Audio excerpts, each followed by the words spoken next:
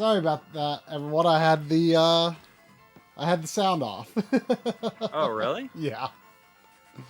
Oh. Well, Whoops. Good evening, everyone. good evening. How's it going? We are too busy messing around with our dogs. Yeah. I guess. All right. Well, Put Nelly a little closer to the camera. You can't even make out her features. I know. Well, they're almost impossible. I got to stand up to do it. She's gonna go for her first grooming appointment so that she can see. Yeah. Sadie's looking at her. She's looking straight at her. We need to train. We got to train her hair so it's kind of goes back. Yeah. It's getting blurry now. I can't really know what to do with it. Look at this though. Look at this crazy. Is she doing all right after her spaying? Yeah. Yeah. She just had a bath though, I think, so she's real fluffy. Oh. I noticed that on the pre-title credits on this game here, it says the music is by Noriyuki Iwadare.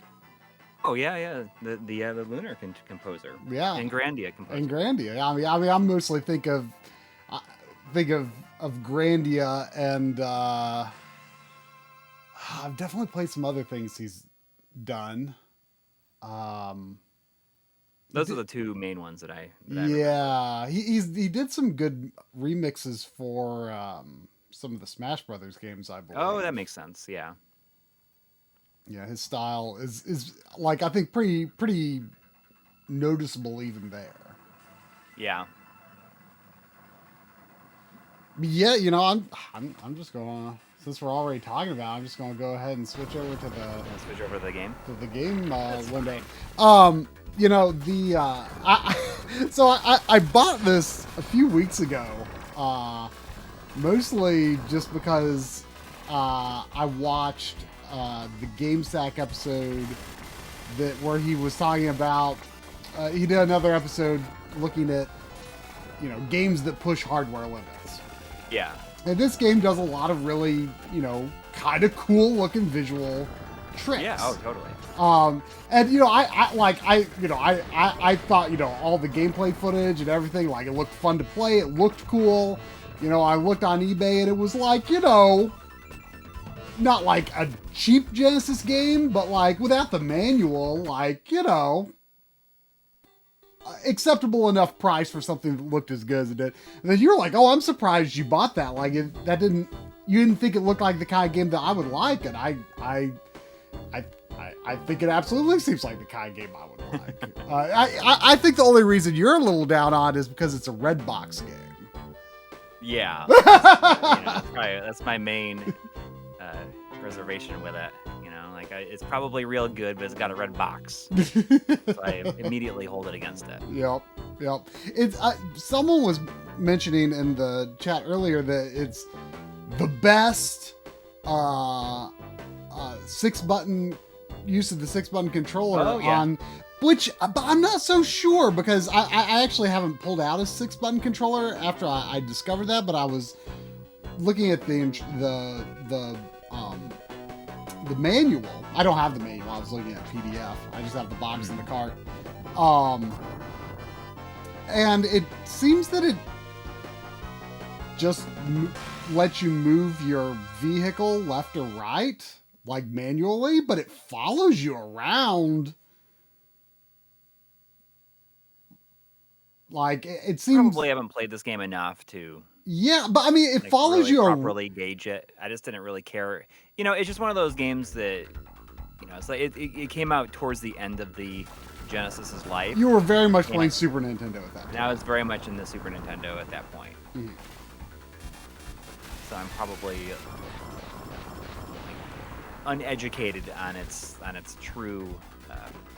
Yeah. Well, I mean, I played the first level a couple of times to just get a feel for the game. It's unique, but I think it feels good. How it plays. But so, you shoot left or right by you shoot left by holding A and right by holding C. And you can, if you have a 6-button controller, you can move the vehicle left or right with X and Z.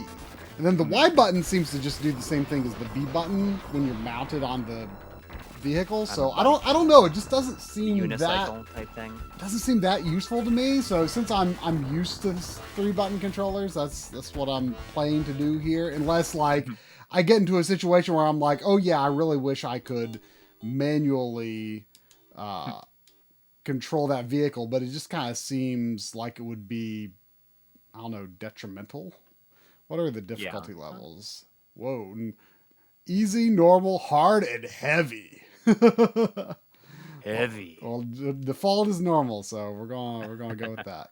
I believe this is only 6 levels, but I think it has very limited continues. It looks like this has one of those. This might be one of those Genesis games that has a little weird blip between certain graphical modes. Oh, yeah. But you just updated your Retrode firmware. I did. I don't have it on frame buffer mode though. Oh, well, we'll see what happens. Maybe it'll be all right. Yeah. I saw somebody asking if I'm excited for the Cincinnati Bengals, and of course I am. Maybe the Cincinnati Bengals are going to the Super Bowl, which is kind of crazy. Hang on, let me. I stopped watching at halftime because it's too stressful when I like care a little bit too much. See, so and, yeah, I just updated this. Let's see. It's on frame lock. I wonder if it'll. I mean, just for stream viewing purposes, it might be better. I got a really nice.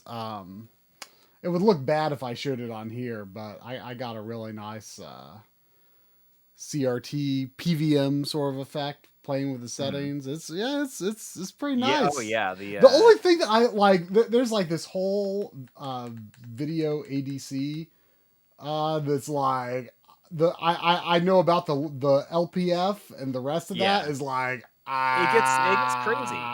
But when I said it kind of feels like we're heading into OSSC territory with it. But a little easier to navigate, I suppose. 100%. But yeah. I wonder if some of this stuff, though, some of these tweaks, like if you could put it into a like works well with Master System mode, and then it doesn't work well with Master System mode. You know what I mean? Yeah. Right. Because I think the last time I tried to play a Master System game, even through the Genesis, I had trouble, but that was on an earlier firmware. But anyway. Yeah. So see, this little vehicle follows me around. Yeah. You can ride on it. Yeah, you ride on it, you get on it, you duck down, and then if you hold down, you like charge up like a bounce with the vehicle. Yeah. And you can also when you're in the you have to be in the vehicle to change your sub weapon. You gonna say goodnight? Which from when I was this is happening right now. We're not gonna play G.I. Joe Operation Blackout tonight. What is G.I. Joe Operation Blackout? Yeah, well, G.I. Joe Operation Blackout was it was like on sale for like $10 or something like that, and I saw that it had 2-player co-op. So, is this a like a Switch game or something? No, well it is on Switch, but it's I got the PS4 version. Oh, okay. Well, is it a 3D action game, 2D? What is it? Yeah, it's not great, but it's it's fun. It's not as good as Halo. Yeah.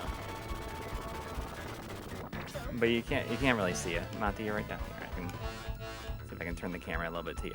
So the vehicle has its own life bar, and there's like now I'm cropped out. This recharging station. Well, I got a little reckless there. Yeah, it's okay. It's okay. All right, I'll see you in the morning. Okay, bud. Oh, Voltar is in the chat. This right here is a completely unmodified Model 1 Genesis. So it does have jail bars. I don't know how visible they are on the stream. I mean, they're not really visible on my PVM here. But I do want to get... I kind of want to leave this Genesis stock for now, but like I could see myself doing like at least some system I have. Doing a triple bypass.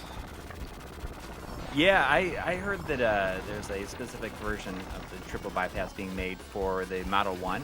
I kind of feel like I want to get another Model 1 eventually with that specific version of the triple bypass in it, and then get one of those really nice clear cases, or like the smoke cases. Oh. Because I got one for the PC Engine, and I love it. Mm. It's like kind of a frosted one.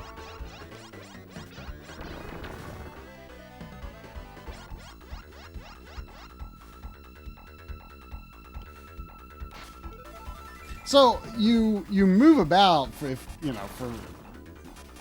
it wasn't clear from just the gameplay. You actually just move about with the D-pad like that. That's what like fires your like jetpack thrusters, which I think works pretty well. Yeah. Now I haven't run into this in what I've played so far, but your power charges. Well, let's see. It looked like it was draining while I was recharging in there. I guess that converts power. Okay, so those convert power to health. But when you're in the sun, like your special weapons are solar powered, so you have to like be in sunlight to recharge weapons. So obviously it wouldn't matter in this level. But like Joe showed a level where like you are like there's like a tree canopy. Oh, I see. And like the graphics actually like get brighter and darker when you go between the sun and above and below the power of the sun is in your hands. Yeah. Is that Bakai? Yeah. There's, hang on, let me find it here. Mr. Walrus FPJ says the Model 1 is sweet, but have you ever tried a Raspberry Pi? I see that Mr. like the Mr. Walrus, and well, our Mr. script is like it's sitting at 33 pages right now, meaning it's going to be over 2 hours long. And like I didn't expect that to happen originally. We should have, maybe, but yeah, it's maybe. I'm not really sure if is the script really adding up to 2 hours. I'm unsure about that. I think that it is because the Switch online controllers video was over 2 hours, and that script was 32 pages. And I still have to do the Japanese computer parts and finish the arcade part. Jeez. And then whatever like Audi ends up doing for the microcomputers. Was there a blip after I turned on the frame buffer? Since I turned on the frame buffer, I think these like 3D visuals is what causes that sync blip. I wasn't looking at the... I didn't notice it. Yeah. Well, you say you turn it into a Mr. documentary, and like, it's not really like... I mean, the thing is, like, some we people... only go so deep into certain things because, it just... We made we reorganized the script like completely, did a total overhaul to it, and the way that it progresses, because the way it was before, it was going to be like over an hour before you even got to like any gameplay.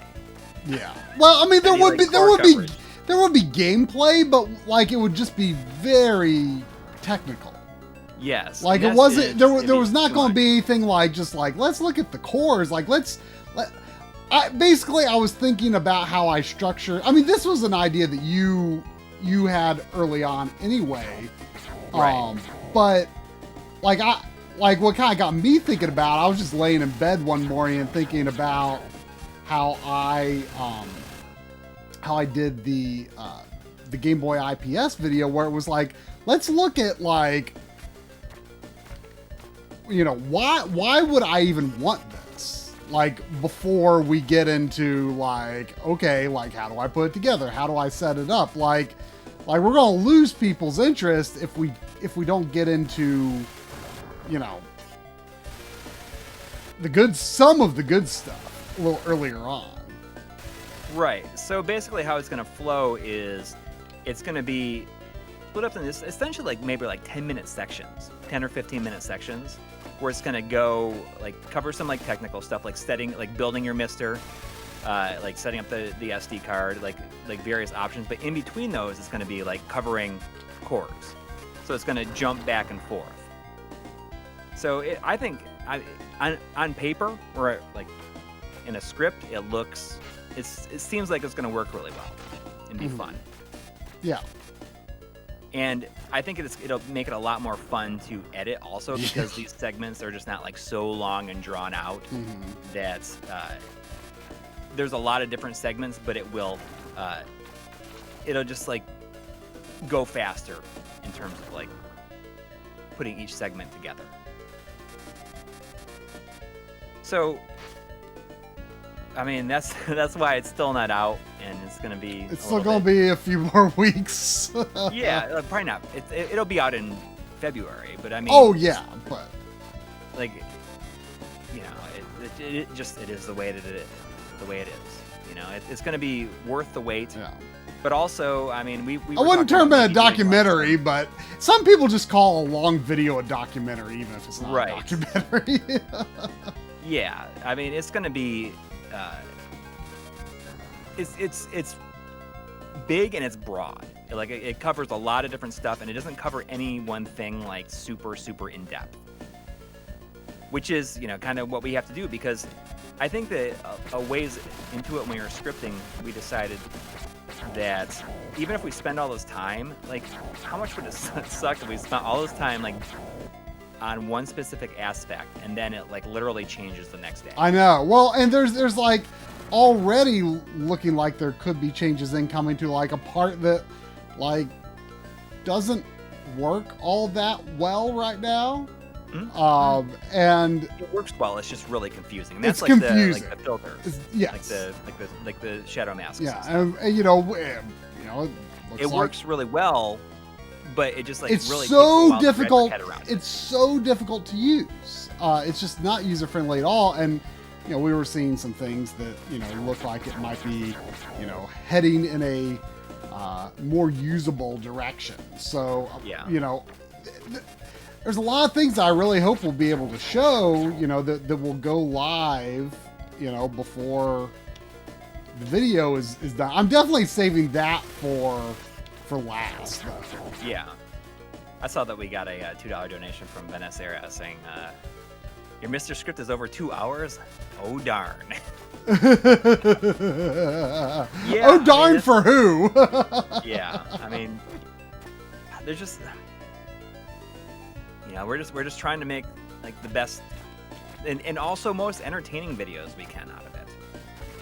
Because it just like there's so much surrounding it that we can show as much as we can and just like say like, hey, this stuff can change at any time. So if you want to get the most out of this, you gotta like at least try to pay attention a little bit to like.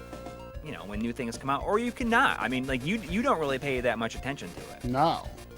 I mean, the stuff that you hear about is stuff that I've told you, and I feel as though like working on this video, you've kind of like started to realize like, oh, this is a pretty neat aspect about this. Right. Well, like certain things that you didn't really think about before. Right. I mean, I mostly just want to focus on the the using it part. The right. DIY aspect. Like, it's not exciting to me. Like, like using or like building it myself. Oh boy. Like I don't care. Like for a lot of people that's part of the fun, but Yeah. for me it's just like I just want to use it. Yeah. And I'm trying to like I'm doing the arcade segment right now, which I feel for me is the most exciting part about it, and that's going to be like the last segment in it. And all these cores are like have different options mostly. Mm-hmm. So like that is just like I kind of set up like, hey, all these things are like they have a lot of different options. Here's some basic things that you'll see, but then I just kind of want to go through the different cores and say like like how crazy is it that like you can play like CPS2 on it. Like how about if you're playing CPS1 games, you can play the Final Fight Anniversary Edition, like the fan-made Final Fight Anniversary Edition that is 3 players, and that's pretty cool. Yeah. Like that was converted to like to work at like in the arcade on an arcade PCB, and it's like totally playable in the CPS1 core. Like that's super cool. So we'll see how it goes. We'll see how. I mean,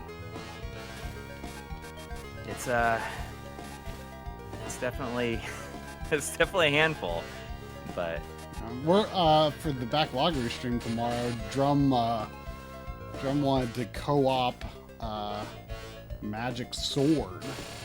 And okay. So you can play instead, that on it. yeah, and instead of doing it, I looked it up, and in fact, Mr. Walrus was in here. Like my Mr. wasn't on, and so I just like Googled Magic Sword Mr. to find out if it was on it, and there was I think it was a Mr. Walrus video. It was showing Magic Sword right on the Mr. I'm like, okay, well there you go. Oh, there's sunlight. That is useful. Oh, and it destroys those things. How is that? How is sunlight coming from that? That doesn't really make sense. Ah, so those little things, if I get rid of them, it's very useful. I've not found a health recharging station in here, though. Ow, stop doing that. There's $5 from Christopher M. asking, is the Framemeister still worth your time as an upscaler compared to the other options on the market? If you have one, it's if you fine. Have it, like I think that it's totally fine to continue using, but it's certainly not. It's not if worth. You don't have it. It's not worth seeking It's not worth out. the money to get it now. No, it's not worth seeking out. I mean, there is nothing that it does like better than a RetroTink 5X. Yeah. Yep. I mean, it's I mean, it's still good to have. I mean, I still have mine hooked up, although I don't use it. It's just like it goes into a system selector, as the same one as other upscalers go into, just in case I need to do a comparison with it or something.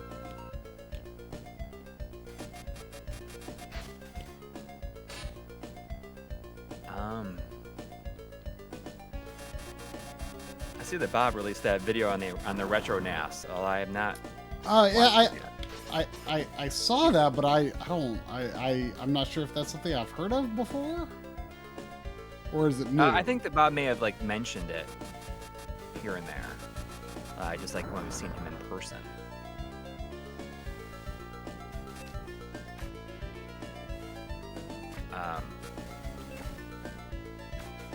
But yeah, I haven't really messed around with it at all. I mean, I haven't watched the video.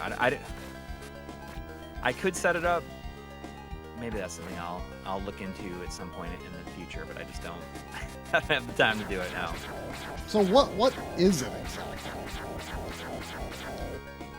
Well, the thing that I've heard is that it's like, it's a NAS that you can like set up. That you can build like by putting like a computer with a lot of hard drives in it, and use a RetroPie to like manage it, or like a Raspberry Pi.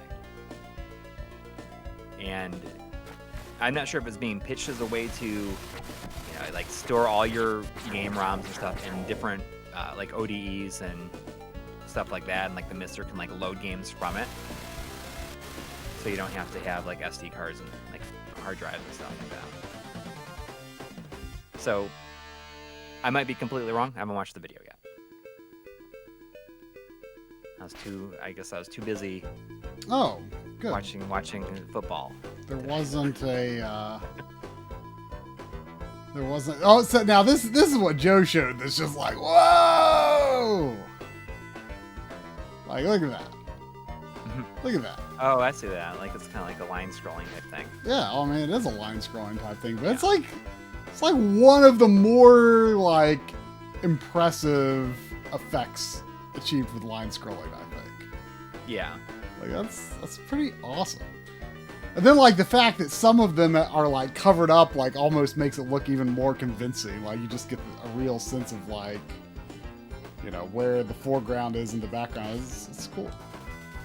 I mean, you know, I remember being kind of confused why stuff like Stunt Race FX and Star Fox was like considered 3D, and then like, you know, Mario Kart wasn't. Like everyone was always like focused on like, oh, it has to be built with polygons. That's what makes it 3D. But like when I first saw Parallax, like just in like Super Mario World or whatever, I was like, that's 3D. Like you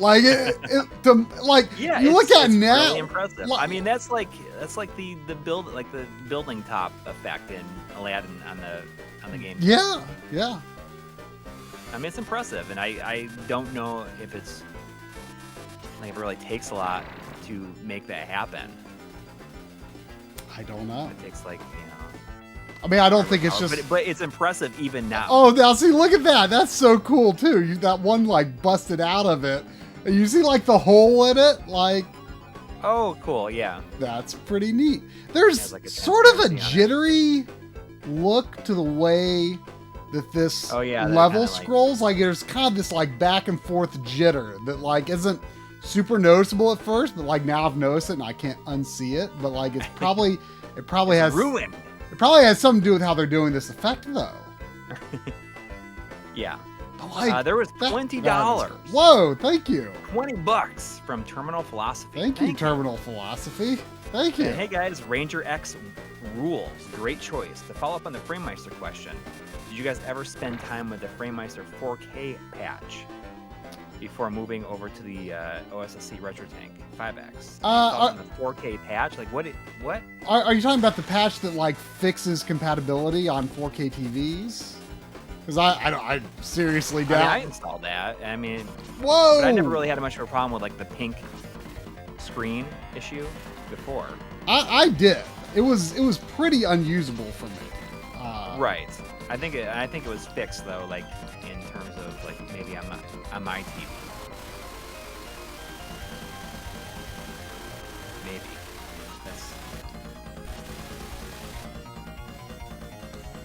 If that's what Terminal Philosophy is referring to. Yes, 4K formatting. I did. I mean, I've used it with that patch in there like every time that I've used it. I guess like that firmware update. And it's been okay. Well, like, you know, with the FrameMeister, you've got like the noise issue that's like, but there's also other things like I never really saw the jail bars on my Genesis with the FrameMeister. And now, you know, I can see them on, you know, OSSC and RetroTank 5X.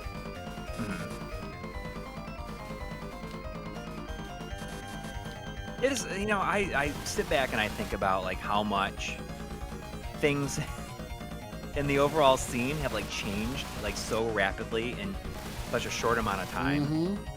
You know, so I was putting together a video, like it's just in terms of like, since I know the Mr. videos is still a little bit of ways off, I thought I'd release one of those marathon videos just in, like kind of in the interim. It'll probably come out tomorrow morning, but it's going to be focused on like accessories. And like one of the videos in it is the first RetroTank video. And that only came out in 2018. I know Mike has been like that's crazy to me. Mike has been working like a madman. I know. Ever since he like, you know, appeared in this scene. Like it is incredible what he's done in such a short amount of time. Yeah. Yeah, I mean, when I put that in there and I was looking up, previously aired on this day, I'm like, wait a second, this video only came out, in 2018. It feels like a longer time ago than that. Okay, cool. So okay, now I've got what is Show says Mike Chi isn't human though. He's a robot. How? What does this vehicle do? But it is incredible to me, like how much has changed in such a short amount of time. Oh yeah. There's $2 from Christopher M. Thank you. Saying, what if you get a Framemeister for $10? I mean, Well, you can't beat that. Like, yeah. That's great. But That's you ain't likely to get that. Yeah. Although you never know. You never know. I mean, I one of the most fun things I thought was, you could see in like the stores in Akihabara, you could see like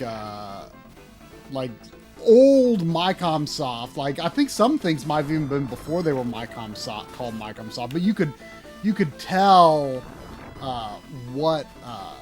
you could tell that they were Micom Soft products though, just from the font used on them. So, but it was just, it's interesting seeing like how, those kinds of things are just like sold as like retro accessories, Yeah. It's, like there was like a Sega Genesis S video adapter that like, I guess probably just convert RGB to S video, I mean, it's just some interesting stuff. Yeah. There's $2 from Danny Bush Visuals asking, have you played Splinter Cell Pandora Tomorrow Versus? No, I do have it though, and it is backwards compatible. Versus? Is that like it's like? What do you mean by Versus? It just like had a Pandora Tomorrow, and I think is Pandora Tomorrow the third one, or is that the second one? The second and third one both had like a online mode, and especially the third one was really well liked, I guess, and considered to be like really underappreciated. Mm. Is there Take care, Voltar. I've been seeing you. Is there a health station at this level? I'm on the lookout for one. But I do have the I do have that. I think I got Chaos. Okay, Chaos Third.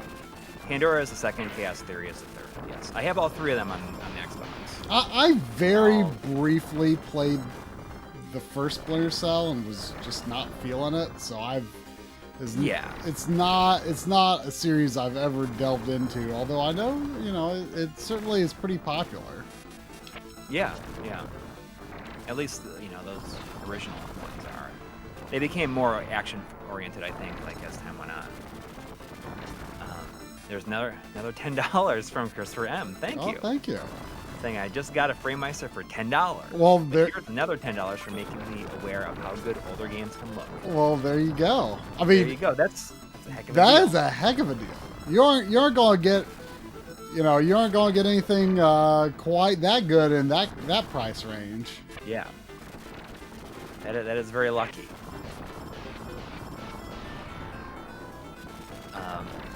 But just like talking about the Xbox. So I think I briefly mentioned this last week, but I've been trying to make it a point to play one new game every day for at least like 5 minutes. Mm-hmm. Like if there's a game that's like, I heard about this game and like I'm just gonna try it. Because your intention originally though was like to play games that they're in your collection, right?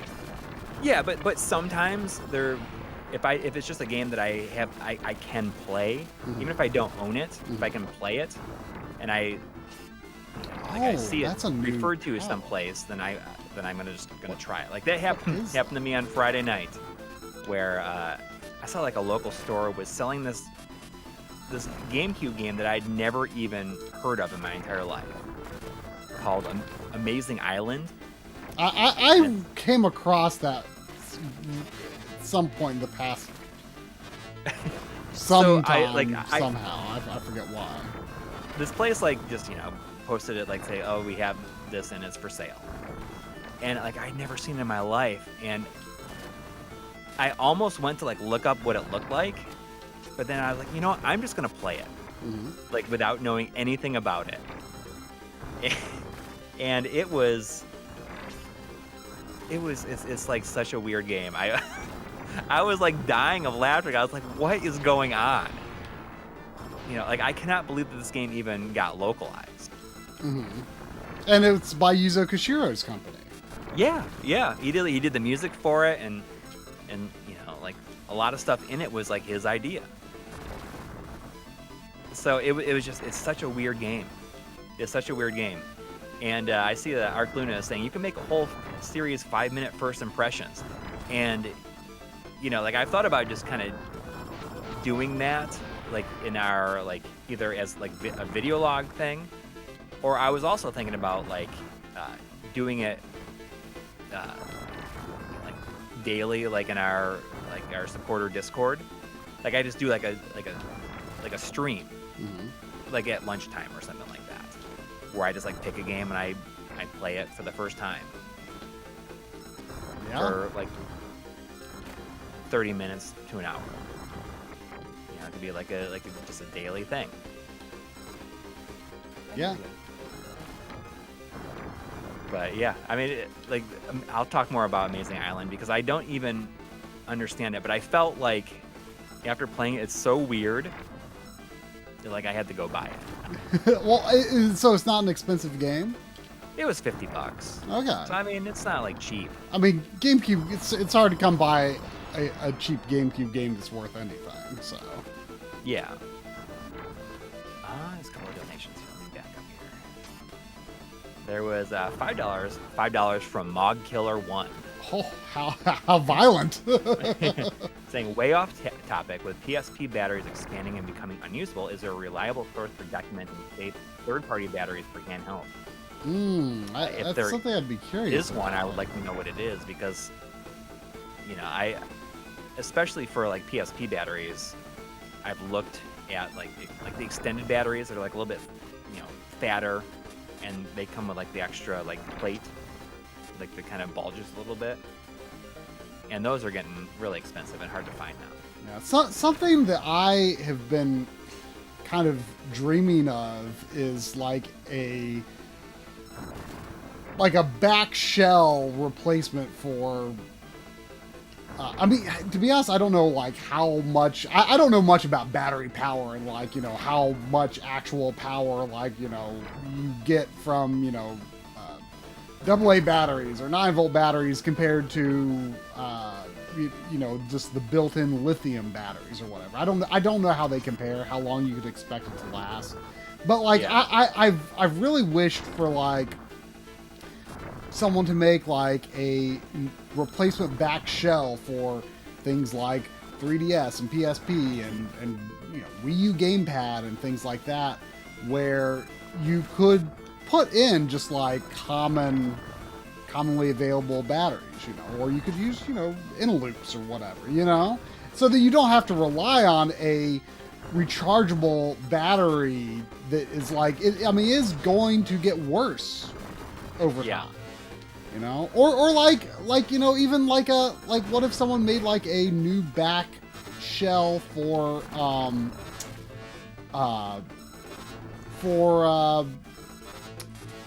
a new back shell for like DualShock 4 controller. I mean, those always had horrible battery life, even when they were new. Yeah. Well, I'm sure it's only a matter. So I mean, sure, you can get replacement rechargeable batteries for those, but like I'm thinking, I'm talking long term. It would be nice, Mm-hmm.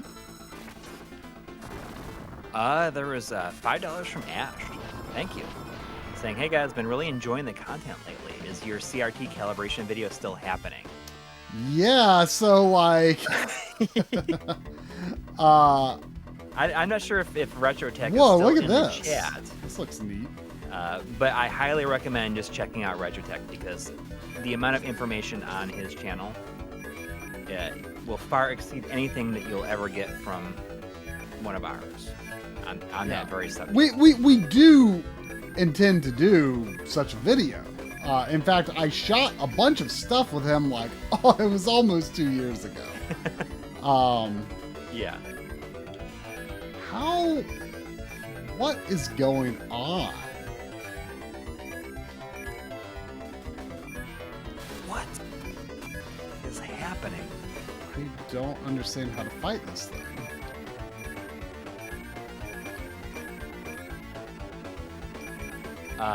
But yeah, I think that I have no idea at this point. That line saying, you know, like we're gonna have to say that for a separate video Is your biggest like, regret? it's like one of my greatest regrets. But I am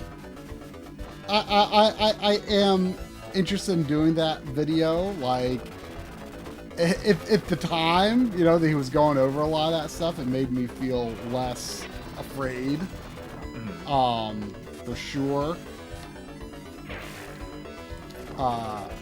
And I'm really gonna have to switch to another weapon, I think, but it's gonna be difficult to do. That bird isn't gonna do. I'm gonna have to switch to.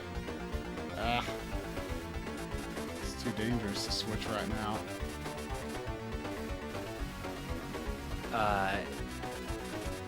While you're thinking about doing that video, I'm gonna there's $5 from Al Talks Gaming. Thank you. Thank you. Saying, do you know if there's a drum to use for Xbox Series X now that Taiko no Tatsujin, the Drum Master, is on Game Pass? I seriously doubt it. I don't even know what you can use for that. How can you play that game on Game Pass? Like, how do you play it how you play it with a controller? Yeah, I don't know. I know there's an iPad and iPhone version of it. That makes sense with a touchscreen. Yeah, I don't know. I'll tell you what I did play on Game Pass though. I mean, this is part of my initiative to like maybe just like play a game that I wouldn't play. I saw I don't know where I saw it mentioned, but I played that game Unpacking. Have you seen that anywhere? Oh, is that? Oh, is that the one where it was going viral because there was a bunch of people that didn't know what a GameCube was? I have no idea.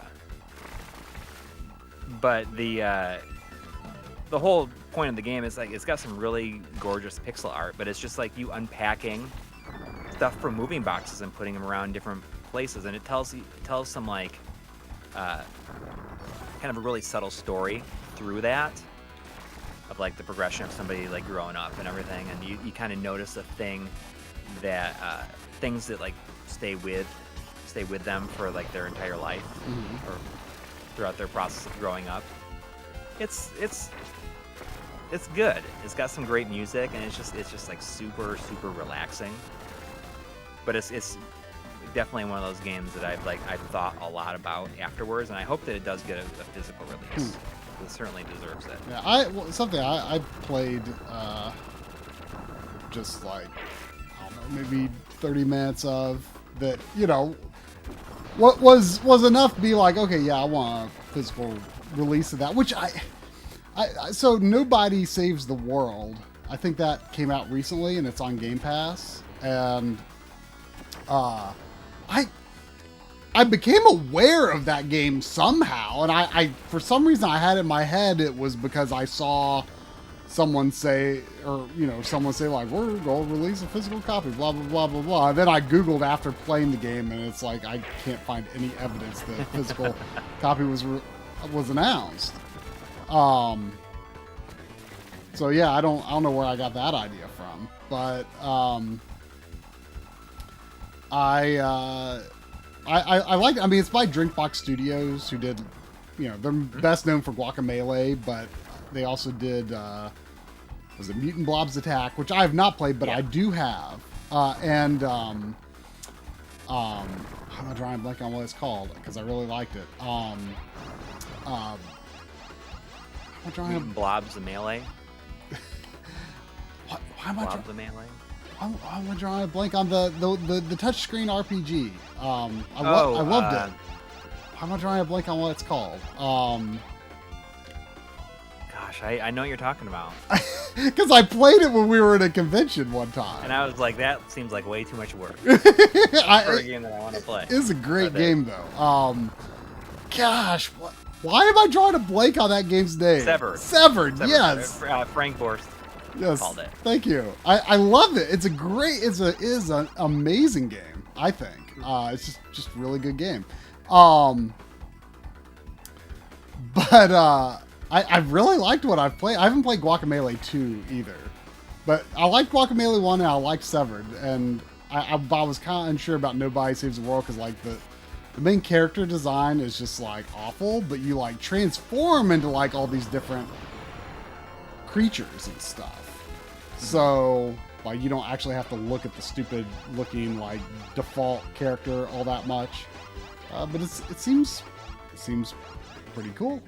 So I do want a physical of that, but yeah, I guess it's not announced. Hopefully it does become a thing though. There was also $5 from Jonathan Hinson. Thank you. 7 minutes ago, sorry about that. Saying FPGA, original hardware, flash cards, amazing scalers, accurate software emulation, and options to use the original controllers. Man, how fortunate are we? And it's true, like I think about it a lot. And there's so much good stuff coming out all the time, and it's like updates for existing things that it's just like overwhelming. Like it's almost paralyzing at times. And you know, like there's just a lot of stuff. I think a lot about how like us starting our channel and going into the stuff that we ended up going into that wasn't even what we intended on doing. Mm-hmm. Like it was like such a clear example of being in the right place at the right time. Yeah. Like I don't think we could have ever possibly like predicted or planned anything like that. Mm-hmm. And you know, something I've been really thinking about a lot this week because we were talking with Artemio. You know, we've been chatting with Artemio a lot about Mr. stuff lately, right? And like it was kind of a tangent to the conversation, but we were talking about how did the conversation start? It was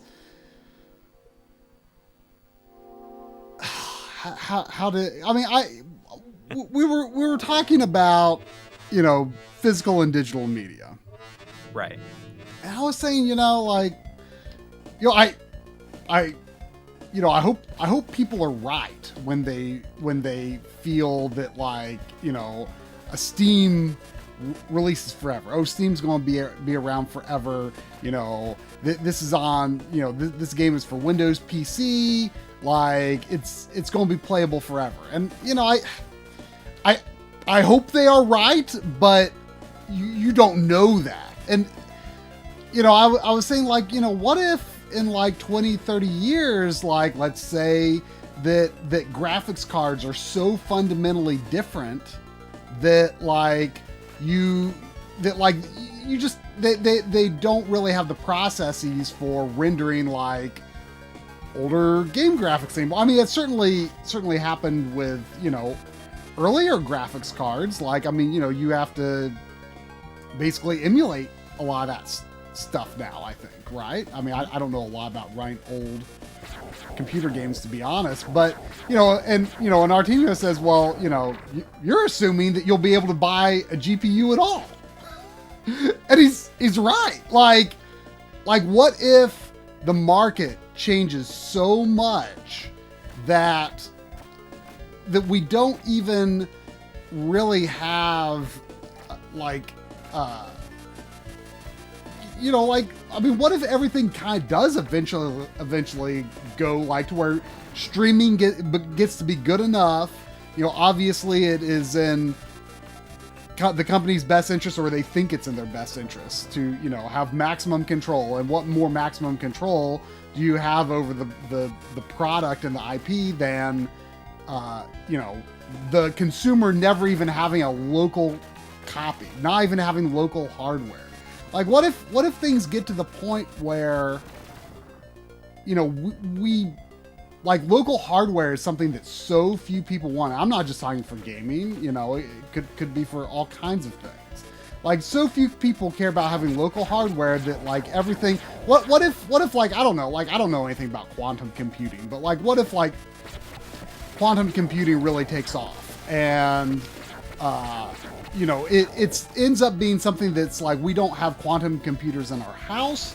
We like have a more simple interface that connects to a quantum computer in the cloud. And that's, you know, that's how we do everything from, you know, browse the internet to, you know, making games to making videos. Like, we're interfacing like wirelessly. like, I mean, I don't like, I don't know, but I don't think, I think it's not that far-fetched. How would 240p look be dealt with in a situation? But I guess my point is, like, what if your access to technology over time becomes such a distant thing that, like, and you don't even have local storage? What if you know, your storage, like, what if you aren't even allowed to put on things that, like, are copyright onto your, you know, your cloud storage, and that's about all the storage you even have? Like, I guess my point is, like, every device that we have now that plays these games could be precious. You know what I mean? Like, yeah, like every, it's like so complicated that I can't even begin to like think what I would do. But like, I mean, I guess my point is, like, okay, I would probably stop thinking about it. But I guess my point is, like if you have like a, you know, okay, you've got a Mister, obviously that's great. You know, you got a Raspberry Pi. You know, you and I don't care for that as much, but, you know, still, like, to an extent, that is like, you know, like, well, imagine in, you know, 30 years, you know, if this horrible situation I've described, like, let's suppose that comes to pass, and it's like actually difficult to get an emulator running on a computer, or, you know, whatever, you know, streaming interface, you know, passes for a computer. Like, what if you cannot, like, get, like, what if setting up an emulator from scratch is like something you can't really do anymore, but you still have a Raspberry Pi that you set up, you know, 20 years prior? Like, you know, that thing is, like, important, like, super important now. Like, yes. You know, it doesn't matter if it was a Mister, it doesn't matter if it was a Raspberry Pi, it doesn't matter if it was an Evercade, it doesn't matter what it was. Like, the point is, like, you have that thing now. It was set up, and, you know, the SD card could go bad. There's all kinds of things that could go bad or go wrong over the years. But, you know, so, I mean, it's just, I don't know. It just made me think about even more, like, you know, like this whole idea that, you know, you and I are already pretty committed, I guess, to, you know, making sure that we have some kind of access to our games. But, you know, it made me think even more about, like, you know, just the idea, you know, he's saying, well, you're assuming you can buy a GPU, and I'm like, gosh, you're right. Like, what if you kind of can't? Like, you kind of can't buy a GPU now. It's true. You know, Gaming Blow's putting this really in perspective, I think. I've been enjoying his comments. He's like, you literally cannot sit around and think about this stuff. He says, in 400, maybe 500 million years, our eyes could be completely non-functional, and games will be unplayable. Well, it's true. I mean, like, I just can't. Yeah, but I mean, but I'm talking, like, you know, possibilities within our lifetime, though. You know, like, yeah, like, you know, if it's, but, like, you know, we could be living a unique period in history where it's like we have access to, you know, local hardware. Like, you know, maybe that's not a thing that will really be common for future generations, but it doesn't really matter. You know, if they like things that way, then that's fine. But I guess my point is, like, you know, there is maybe not an outside chance that, like, just, you know, standard computer hardware becomes difficult to come by, you know, in our lifetime. So, you know, these things that we have that do play games, you know, it's worth it to keep them going. Yes. All right. I got some donations to catch up on here. There was $5 from Joshua Helmicke. Thank you. Saying mech designs from the 90s always had a great futurist look to them, don't you think? And I totally agree. You know, like I think that I mentioned this to you, just like that 80s and, you know, like that 80s look to, like, just like anime in general. Mm-hmm. Because you, like, people probably don't know this, or people probably had a sneaking suspicion if they saw that trailer for River City Girls 0. They noticed that, like, the CR, like the background maybe looks a little familiar. Mm-hmm. And you made that trailer. Yeah. And I love, like, the new anime cutscenes that they did for it. They have this 90s look to them that I just think looks awesome. Mm-hmm. It's like, this is so much better than anything that I could want to watch now. Like, I want to watch an entire anime that looks like this. If you haven't seen that trailer, you should check it out. There was $2 from Yo-Yo Yoshio.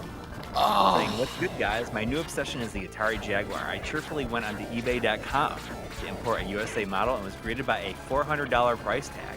And promptly downloaded Virtual Jaguar and been enjoying Bubsy's Fractured Furry Tales. Any game suggestions? You know, I barely play the Jaguar, so I can't really suggest anything. I mean, John Lennon gave me his old copy of Rayman, but I'm not sure. But you don't have a system to play it on. I don't have a system to play it on, but the copy that he had, he said it has no label on it, and it's just like someone had a label maker, and it just says Rayman. Oh. So but I don't have a system to try it on, so I can't say for sure that it's actually Rayman. But it was his old copy, though, so. Yes, but I've never. I mean, maybe he's just.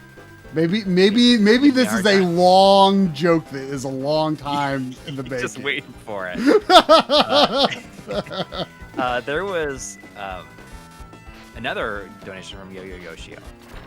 Kind of jumping back a little bit, saying modern GPUs still have basic support for CGA, so I doubt support for current video standards is going away anytime soon. Well, that's the thing, anytime soon. Yeah. But, you know, in potentially in our lifetimes, 40, who 50, knows? 60 years. Yeah. But I guess the point is, like, you know, you got to think more in terms of what we don't know. Like, okay, we can assume that, you know, the trajectory of technology and, you know, home computers and, you know, things like that will continue in the relatively linear fashion that it has up to now, but it might not. And there was $5 from Greg Kraft 8 minutes ago. Sorry, I hope you're still here. Saying the other week was Corey's birthday stream. This one is mine. Happy birthday. Happy birthday. That was, you know, that stream was so much fun. If shortly after doing that, like I think it was maybe a week later, Chris from Classic Gaming Quarterly and myself just did a stream on his channel, on CGQ Plus, where it was just us like talking about stuff. He likes to say it was like middle-aged subject matter. And it was like for like 4 hours, but there's been multiple tweets saying, "Oh, I love that stream that you guys did." Watching the whole thing. So we might be doing it again sometime. That kind of stuff is just really fun. Just to kind of hang out and talk, you know. Sorry, I'm caught up.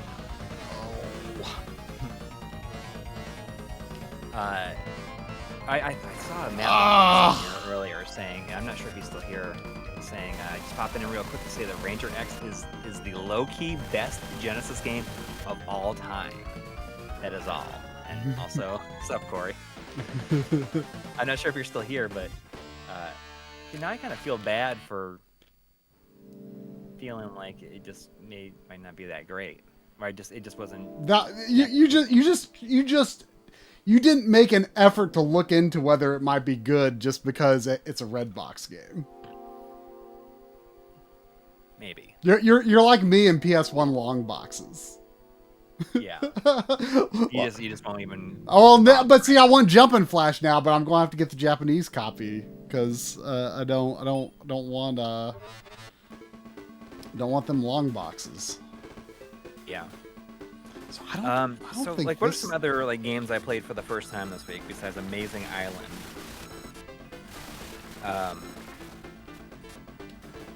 And Unpacking. Like I said, I played G.I. Joe Operation Blackout. That's something I've been playing. And I didn't want to say it when it was around, but it's like, it's not good. It's not that great a game. But really, for someone who doesn't really, that hasn't played many games like that, like he's way into it. What kind of game did you say it was? You know, like, especially he has no connection with the G.I. Joe cartoon. Oh, really? So he. Well, I have a lot of. Is there not like a current? Is there not like a current G.I. Joe? I don't think so. So I mean, it's I don't know. Like, I'll play it with him. Like, it's just fun playing split screen. You know, and I say that because it's really interesting. Okay, so he's played a lot of Roblox, and you know, he's played like these like first person shooter games on there, and he's playing it with a DualShock 4, like an old one. You know, I gave him like my old, like really old one because I knew that it would just be a matter of time. And there's like literally no rubber left on the analog sticks and stuff like that. So I'm like, I'm not gonna give him a good controller because I know that's gonna happen. I mean, he did that, but he's like perfectly good at it. But then, you know, speaking of Crystal Classic Gaming Quarterly, the other day he did this video on like these PC Engine games that he bought. And I was listening to it in the car when I picked him up from school, and I just let it play, and he just talked about these different PC Engine games, and you know, just as we were listening to him talk about he mentioned Star Proger, and after listening to him talk about it, my son was like, do you have that game? Can I try it? I was like, yeah, of course. Yeah, when we get home, you can try it. And this is just like does not know what to expect. So like, have you played it? Do you know what it is? What like, Star what? Star Proger. It's like It's like a Parodius type thing. Yeah, it's like a Proteus of Star Soldier. Oh, okay. Except for you can play as a PC Engine and all that stuff. Okay. Oh, is that on the Mini? Yes, it is. Anyways, we got. I just turned it on and let him play. Do you have the real game? No. I put it on the Mister for him. And it's weird because he is good with like using dual analog sticks, but seeing him try to like wrangle and like make smooth movements and shoot at the same time with a D-pad and button, it was just like really hard for him. That's interesting. I wouldn't. Yeah. You wouldn't expect. I mean, you know, I think I mentioned a while back that I think it was when you were talking about, like, you know, giving him a Game Boy and playing Tetris, Yeah. and he did and it. he was fine with that. Like he did fine. Like he played it a whole bunch. He hasn't played it in a long time. Maybe like he's just like, I don't know, like is he just like not like thinking of like releasing the D-pad and pulling back like to move? No, it's not him releasing the D-pad. He's just like, it's very difficult for him to switch directions, like go left and right, like kind of in a smooth movement. He wants to press it and then take his finger off and then move it to the other side. Instead of like rolling his thumb back and forth or on it. Interesting. So, but I mean, it's a great game. You should use the first level music from that game, like in your PC Engine core. Oh yeah. So, yeah, it's good. What was I gonna say? Well, like I think I was saying like how my mom, like, you know, I gave her my one of my old DSs years and years ago, and like, you know, she really liked, you know, some of the touchscreen games, but I tried to, you know, see if she could get into Tetris DS, and she just couldn't play it. Just like D-pad was just like, you know. But you know, it also kind of reminds me. Drum was talking about how you know, Lynn actually just recently played through Daggerfall of all things, believe it or not. Yeah. And I guess she brought it when they went to Drum's parents for Christmas. And where is the one that I haven't got? Anyway, so one of their nephews was there, and he saw that she was playing with the controller, which, I mean, to be fair, I mean, you know, this is a young nephew. You know, yeah, it was a PC game, you know, and so, you know, she was, you know, using, you know, a button mapping software for that, which is, you know, is some people would criticize that anyway. Ooh, that was close. But I didn't have to spend a 1-up on that section. But anyway, like, he was like, "Why are you using a controller?" And it wasn't like, you know, like a PC Elite type of like, "Oh, you should be using a mouse and keyboard." No, it was like, it was like more in the sense of, more in the sense of like, why would you want to use a controller at all if you have a choice of not using a controller? Like, it was that kind of. It was in that way, like, you know, like, you know, thinking in terms of like touchscreens and stuff like that too. And I was just like, that's like, I guess a lot of kids these days are just kind of used to touchscreens and stuff. This thing wasn't shooting behind last time. There was $9.99 from Sean Quinn. Thank you. Saying, here's $9.99 to show my appreciation for what you guys do and to fulfill my court-mandated public service requirement. Thank you, and thanks to the court for thinking of us. There's also $1 from Yo-Yo Yoshio. Thank you. Saying it's probably like when we first started using analog sticks. I remember as a kid I resisted using the analog stick for as long as possible, and I didn't like games that forced me to use an analog stick. I legit played Ratchet and Clank with just the D-pad, and I absolutely agree with you. It took me the longest time to just get used to using analog. Well, I think that's the main reason that you never really got super into N64. Yes.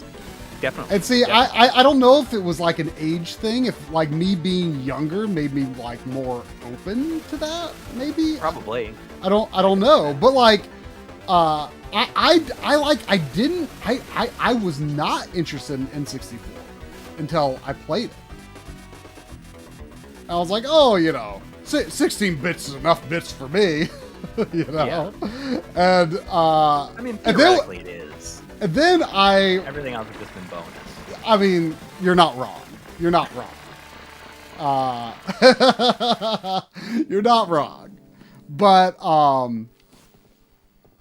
I took like it just felt like, you know, like I said earlier, like I didn't understand why, like, oh, why is Stunt Race FX? Why is Star Fox? Like, why is that 3D and why is Super Mario Kart not 3D? You know? Yeah. But that was my perspective for a time. But then, like, I think playing N64, playing Super Mario 64, just like that, like, made the whole concept of 3D gaming like immediately click for me, and I was just like, oh my gosh, like this is too real to be real. like I could not believe that this amazing power was something that like was affordable and like something that regular people could buy and bring into their home. Like it was, I couldn't believe it. And like playing the N64, like it felt like being just like riding the wave of the future, man. Like it was like I felt like I was like just on the such deep pause. I gotta pause the game.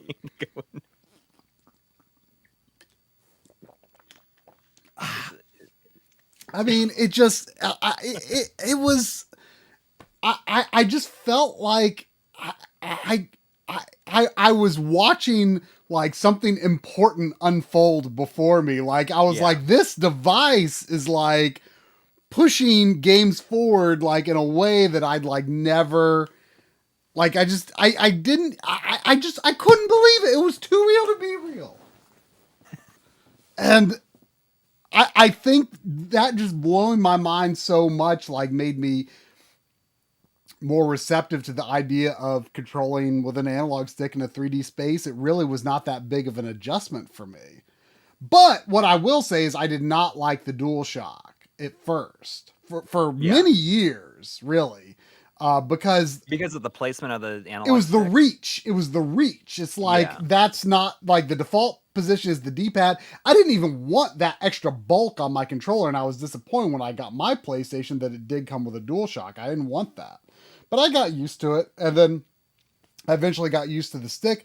But you know, in general, like RPGs especially, and like Resident Evil and stuff like that, like tank control type games, I play those with the D-pad on PS1. Like, and RPGs like Final Fantasy 7 or 8, or I mean 7 you have to play with a D-pad, but 8 and 9 you could play with a stick, but I still play them with a D-pad just because the way your character moves, like kind of, you know, there's sort of like a grid like on the playing field where they kind of just move straight down that line, even if it's like kind of at an angle. So it works easily, I think.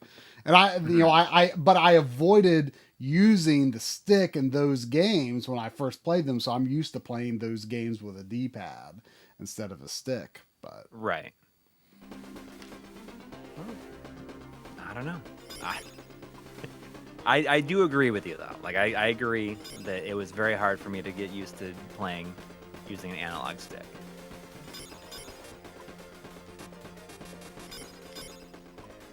But I don't think that I truly ever got used to it until like well into the PS2 era. Really? It's so interesting to me. Because I had to. But I mean, it's definitely a a more complex control mechanism. That's for sure. I mean, and you know, sure, I love this. I mean, I always use a D-pad in games where it makes sense. I mean, that was the whole premise of the. Oh, look at the building reflections off of. I just realized like my chat was frozen. I think. So if my chat stopped scrolling. Seems okay now though. Close it and reopen it. I I should switch. Where's my ship thingy? I should switch to the. I should use that bird thingy. That thing's pretty good. The Contra weapon. The Contra icon. There's $5 from EB Chill 2. Thank you. Saying, I have a great week, guys. Thinking about Game Dave and hope he's doing better. Yeah. Yeah, I tuned into his stream a little bit that he did while he's been. Oh, I didn't realize he. Yeah, of course he streamed.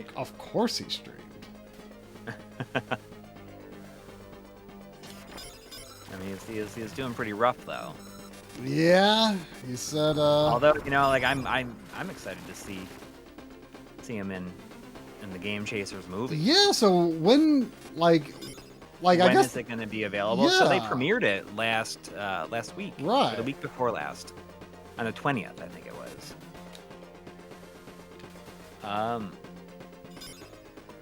I don't know. I don't know when it's going to be available to rent. But is it going to be like? Is it going to be like on Amazon Prime or something? I'm sure eventually it will be. Yeah, but they have to meet their obligations to their Kickstarter backers. Yeah.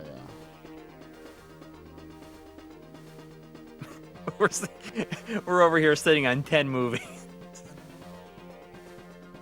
We release a new movie every month. Sitting on 10 movies. What are you talking about? Just movie-length videos. Oh. But our movies don't have a plot. Yeah. Turns out that it's a lot easier. There's no central conflict. Yeah.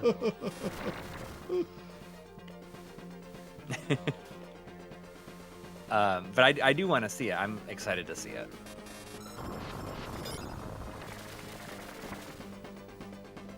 I guess their premiere went really well. Nice. Big congratulations to them. I know that I can't even imagine how long of a haul that has felt like. From shooting it to editing it and doing reshoots and stuff while the pandemic has been going on. Oh, so they had to do some reshoots. Yeah, just some pickups and stuff like that, some various extra shots and stuff like that. Did Dave ever have to do anything extra? Any ADR? I don't think so. Oh, I don't know if he had to do any ADR. Probably not.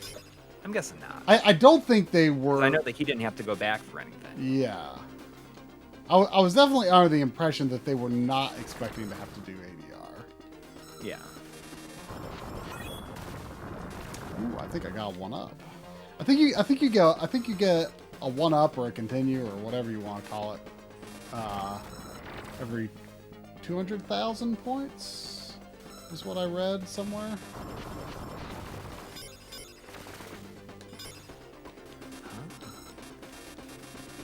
Shadow Mask is telling me that my voice is too much lower than yours, so I'm just gonna bring mine back up to 100 and see if it's any better.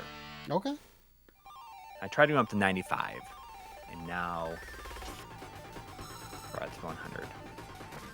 Oh, there's GameSack is in the chat. GameSack, Joe did the audio mix. Ah, I sound design, all that stuff. I did not know that. So, there's a lot of ADR in the movie. Nothing from Dave though. It amazes me that ADR is just standard practice for normal movies, because to me that I feel like that has got to be a very specific skill, I would think. It just I'm surprised that every actor can do that. Every film and TV actor can do that, because you just record additional dialogue if needed. Well, no, I mean to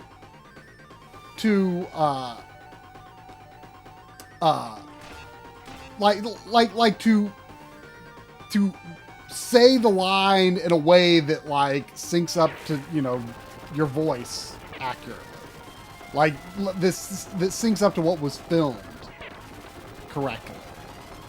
I mean, there's times where it really just depends, I guess. But I guess what it just depends on the angle and like when it needs to be done. But what, I mean, there's times. I mean, I'm under the impression that like most major movies, like everything is ADR unless there's some reason you can't re-record it.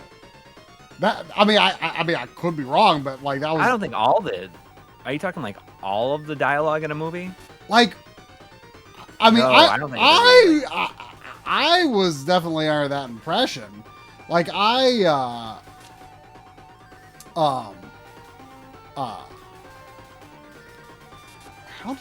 damn it? Oh, I somehow damaged it. I don't know. That seems like. I was kind of under the impression it was like I remember, you know, back in the day. It feels funny talking about Lord of the Rings being back in the day, but I remember, you know, the special features. There was this one scene with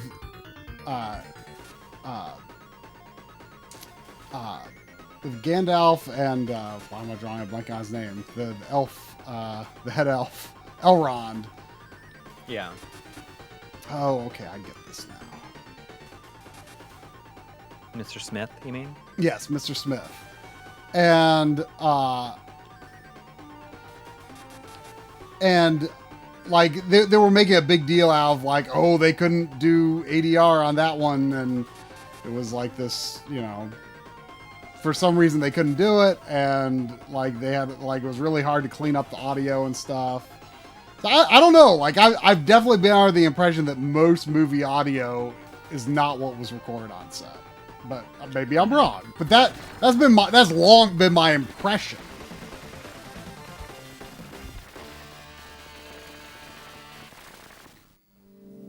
I mean, I didn't realize that. I thought they would just re-record stuff like as it was needed. But I guess if there's a lot of noise and stuff, like as you know, somebody is saying, some people are saying on the chat, like if the audio recording on set has issues or levels are not correct. I mean, I could see that. I mean, Shadow Mask is saying that's very outdated because you get very little audio from this.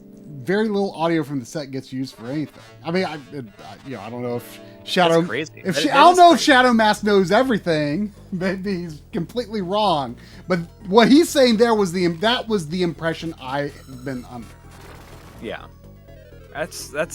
Well, I mean, the sets are noisy, right? You know, I mean, there could be all kinds of background audio and stuff, you know? Shadow Mask is a professional sound designer. Oh, okay. So... there you go.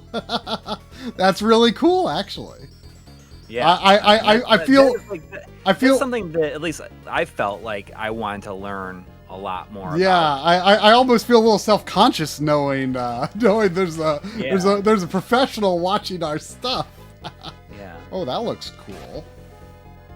Maybe we should get Shadow Mask to make us some presets. You know, for this microphone, because I'm not sure how good my preset. It's just a modified version of my old preset that I was using. That was one that Joe made for me, and before that we were using a preset that someone else made. Can't remember what their name was. I'm Lavender, I think.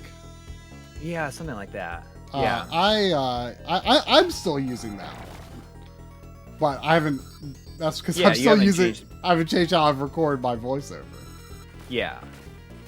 Although, I mean, if you upgrade your microphone, yeah, I mean, I'm planning to do that this year for sure. I've actually been, I've been recording my VO at my desk, just reading it off of my monitor. And I don't know why I wasn't doing that like a long time ago. I think it's because I thought I would get bad acoustics in that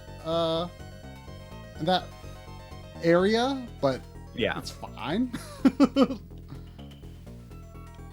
I don't know if I need to be avoiding these searchlights, but it feels like I should. Like there's like all these different platforms, and it feels like getting in. Oh, I think something saw me. Oh, that thing. Oh, there was $2 from Yo-Yo Yoshio that I missed 7 minutes ago. Sorry about that. Saying I'm not sure if age is really a factor because I'm 23, and so by all accounts I should be more used to the analog sticks. Oh, huh. By the time I was born, and by the time that I was born in 1998, there were many analog only games. Yeah. Although the first console I played was the Mega Drive, very young. Born in 1998. Whew. That is a good year to be born. That was my first year of college, though. It's funny to think about that. Yeah, I mean, I remember that. You know, I remember that year very clearly. I remember, getting Ocarina of Time and getting the Game Boy Color and stuff like that. GameStack is saying that Joe is saying that Dave wasn't needed for any reshoots either. I mean, Dave is definitely like kind of a natural actor. Oh yeah. I think. Oh yeah. But maybe that probably like helped out a lot. Like he's just naturally very good at it. I'm gonna switch back to that bird thing. It seems really strong and easy to use. Ooh. Okay, that was a little. Kento Zero, probably the same age as me then. I was born in 1978.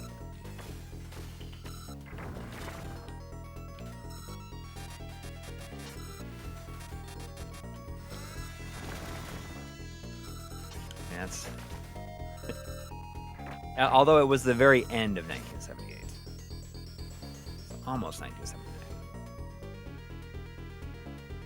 So when you're up top here, you do recover your power, but very slowly at this time of night, I guess.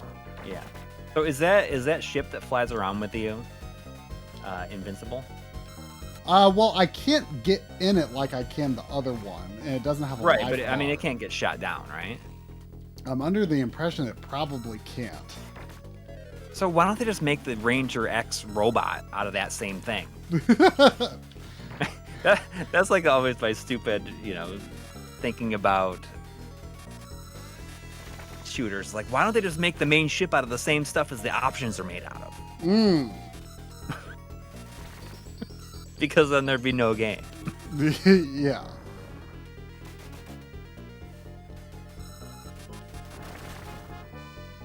Why don't you just like throw an option at the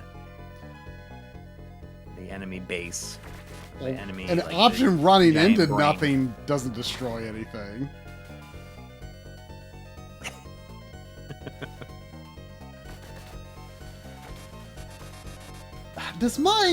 Am I crazy, or is my health like sometimes recover? Like, does it recover slowly, or does it recover for unknown reasons sometimes? Because sometimes I keep But it thinking, does recover. I don't know. I'm saying I don't know, because like sometimes I'm like, oh, I feel like my health is kind of low, and then I look at my health and I'm like, oh, I thought it'd be lower. Like, I don't think it's recovering, but sometimes I'm just like surprised I have more health than I thought I would.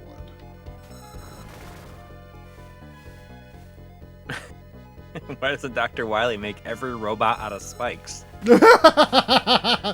Spike Man, Spike Man, Spike Man, Spike Man, Spike Man. Has there been a Spike Man? I wonder if they avoided name Spike Man because it would be impossible. I mean, it wouldn't be impossible, but it'd be like it would. Like, what if you couldn't get hit? I mean, it would be like That'd be kind of cool. It'd be like the ultimate like optional boss or something. Yeah. Like I could see him like actually being a good guy, and he's like so tormented by his horrible power.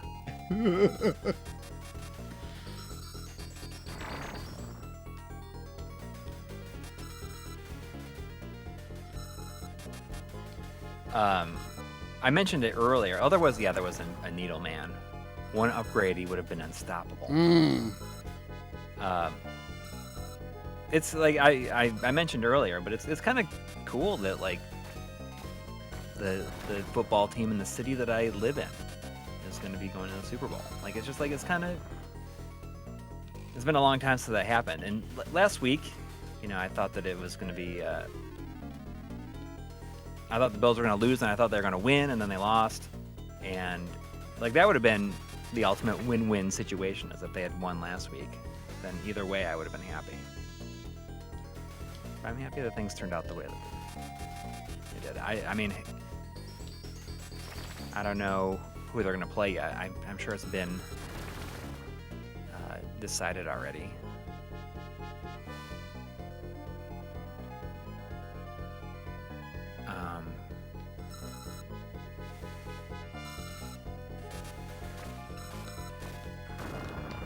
It looks like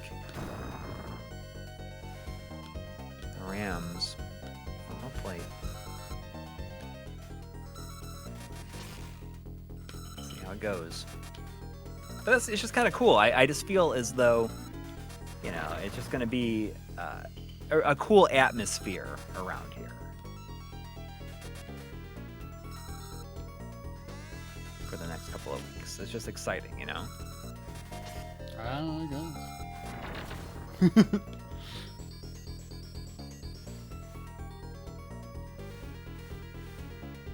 Oh, there's a health. Yeah, there's another $1 from Yo-Yo Yoshio saying, don't worry, I'm joining the ranks of feeling old. Many of the games I played as a kid are about to turn 20. I can't accept that the PS2 and even the PS3 are considered retro now. That most kids have never even seen a CRT.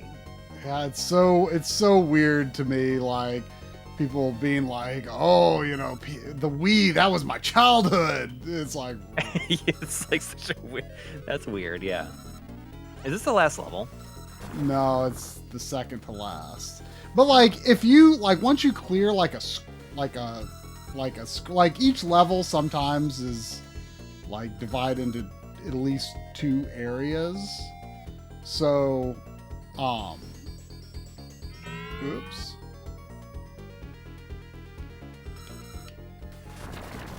So, like, you do recover your health between screens. Mm. So,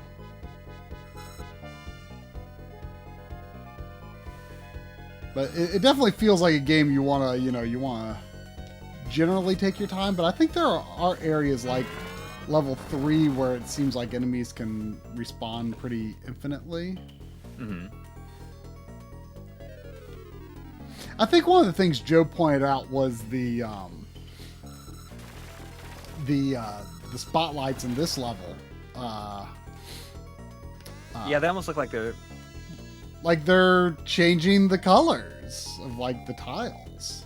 Oh, okay, so somehow. that's probably why.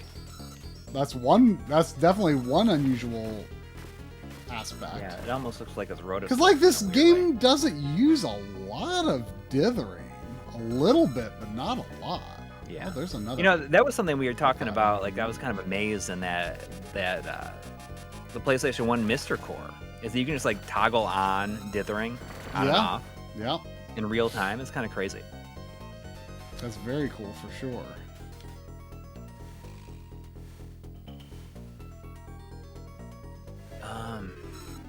I don't know if Joe's still here, but Joe, you are directly responsible for this game being streamed. Like, Try bought this because of your. I immediately went to eBay after finishing that episode and bought it.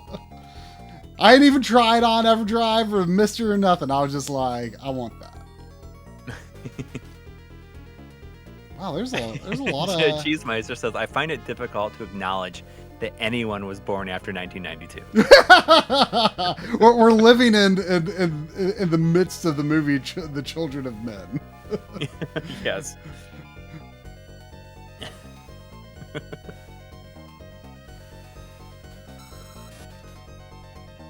Yeah, I mean, that's weird to think about, though.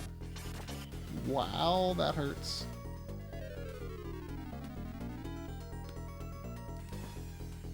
I mean, it weirds me out that, I mean, like, once we got to, like, 2018, I was like, oh my gosh, like, the college freshmen this year were born after the year 2000.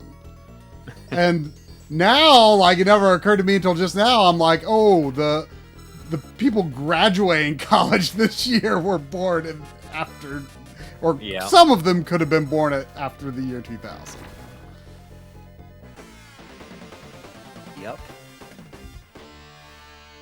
Yep.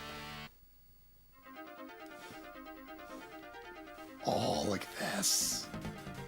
This was in the video. In Joe's video. Like, he got pretty far into this game. Like, the background. He must know this game pretty well. This actually looks generally a bit smoother than that one level. This is awesome. Right? Whoa. Okay. Oh, I've got my little thing here.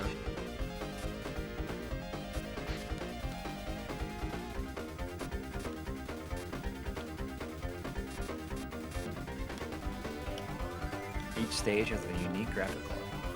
Yeah, it's pretty neat.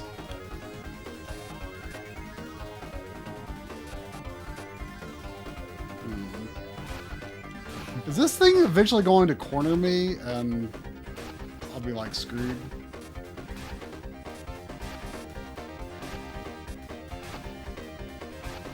Probably. There was $5 from Mega X6. Thank you. Saying my nephew's Mario is Mario Odyssey. Mine was Super Mario Works. 6 golden coin. Oh, Super Mario World. Yeah, World. Who was somebody on Twitter? I think it might have been Ben Edwards. Ben Jedwards. Why? Posted a thing saying like, what? Like, of these games, like, you have to get rid of one, and it was like Donkey Kong, Mario 1, Super Mario World, and Mario 64. I saw something about that, but wasn't the question like which would change history the least? Oh yeah. And I saw Norm respond to it and say Super Mario World. Close second would be Super Mario 64, and I mean, we were just talking about how, like, not important Super Mario 64 is to you and how important it is to me. Like Super Mario World, like, I don't think probably changed that much of history. No. But Super Mario 64, like, to say that Mario, I do not agree with that. If we're interpreting the question the same way, like, which would change history the least? Like, to me, like, Super Mario 6, if you took Super Mario 64 out of history, that would change history way more than taking Super Mario World out. Like, I would say that taking as much as Super Mario Brothers 3 is, I consider my favorite of the 2D games, like, taking that out of history would probably be even less of an impact than Super Mario World. I'm looking at these 3D wireframe things, and it's just like nonsense. Like, what is even going on? But they're pretty cool. They are, but it's just they make like zero sense. But yeah, I mean, Mario World is the easy pick for that. But I also think that Mario 64 would be a second. Yeah, but in terms of like its impact though is what I'm talking about. I'm talking about impact. Right. I would say that Super Mario Brothers, hey, this is just me, but I would say that like Super Mario Brothers and Super Mario 64 are Nintendo's two most impactful games. Like, in terms of gaming as a whole. That's just my opinion.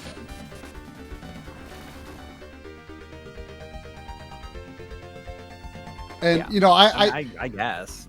I think so. I mean, I don't know what Zelda I would put first in terms of like impact, but like I would lean toward Ocarina of Time just because I was not playing PC games at that time. I didn't play a lot of PlayStation games at that Wait, you would time. say that Ocarina of Time is the least impactful? No. I would say in terms of Zelda, I think Ocarina of Time might be the most impactful because to my knowledge, I could be wrong, but to my knowledge, like lock-on combat of that nature wasn't really a thing yet. I guess. I don't know if Ocarina of Time, like, it might be too much to say that it's like totally responsible for creating that kind of lock-on system, but right. I was not, it's certainly what popularized it, I would say.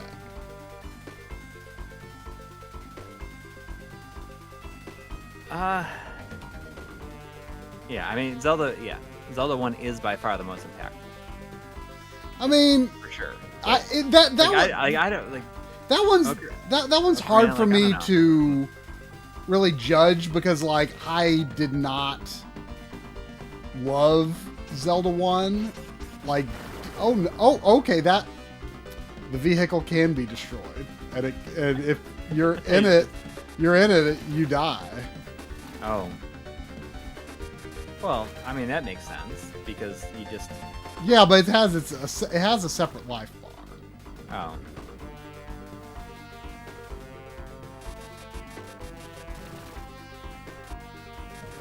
Oh. I mean Zelda 1, but like the thing is, like, I don't remember feeling that the lock-on was that big of a deal. I think it was a pretty big deal. Like, I don't think. I mean, I and remember then the time, like people, like magazines were making too big of a deal about auto jumping.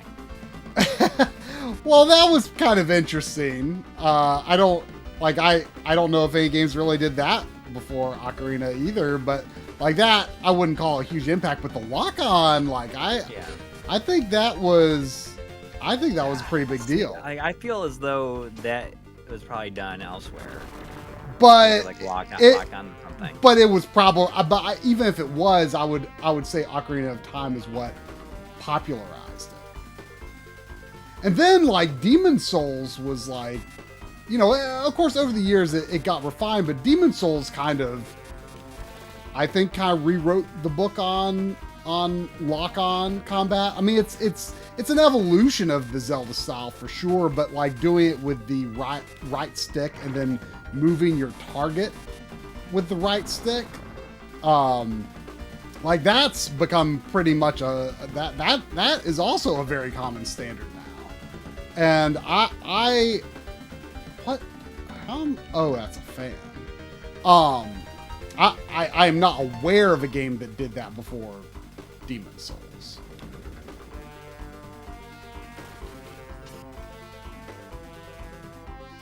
Mario 64 had a huge influence on 3D gaming, indisputable. Yes. Yeah, but not as big of as an impact as Jumping Flash. Jumping Flash does look pretty awesome, though. I do need to get it. Yeah. I mean, if you ask me, Jumping Flash is better than Mario 64. If I was faced with that choice of I can only play one or the other forever, I would probably pick Jumping Flash. I mean, I know you would.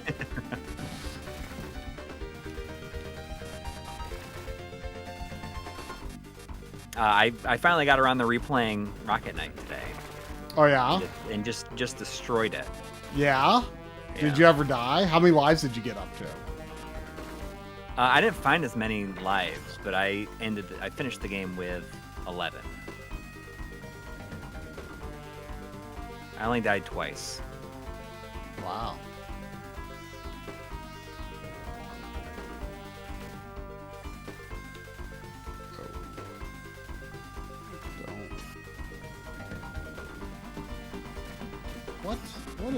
What is going on? Back up. I don't understand why everything blew up.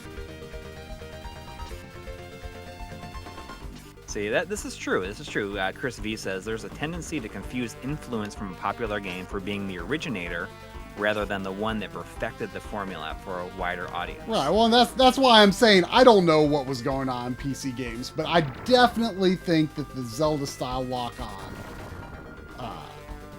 was hugely influential. Like again, maybe originator, maybe not, but definitely the one that the form that became, you know, what third person melee combat pretty much became from there on. What is your least favorite aspect of Ocarina of Time? If you had to pick a part of it that you don't like at all. Like the game itself or like the core mechanics? Just anything in the game. Because I for me it's easy. I really hate the music it plays when you're fighting an enemy. Yeah, it's okay. The music was a disappointment at the time, but I've since come to appreciate it. Like something I like actively hate about it, or just wish they would remove. Just you don't have to hate it, but I mean, something that you don't like. I mean, it's not really fair, but like it, you know, it became such a template that many aspects of the game, like, you know, the basic formula of it, which really started in Link's Awakening, to be fair, you know, the basic formula of it, you know, definitely got a bit tired, just because of, you know, how, you know, that was, you know, why Breath of the Wild had to happen, you know, ultimately, because you know, that Ocarina of Time formula just became so stale, but it was definitely executed better than it was in a lot of later games, I would say. Like, it's I can't tell if that's green there. I don't know how to. Oh, there we go.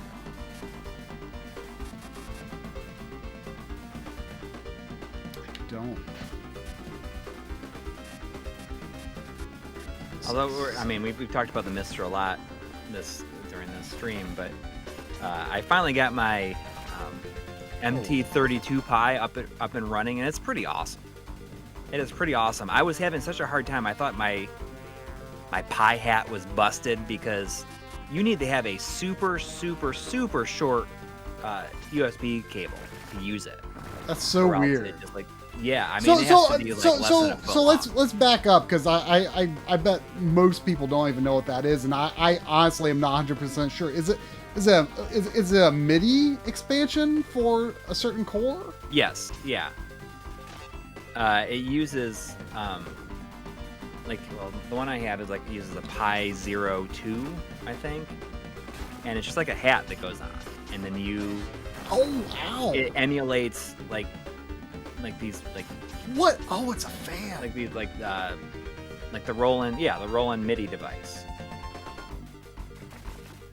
I can show you. Hang on. Dang it! Ah! Oh no! This is not good.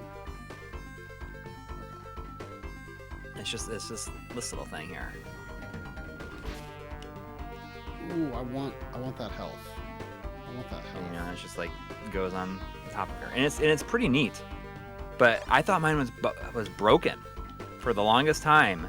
But you just need to have such a short cable. And this plasma shot.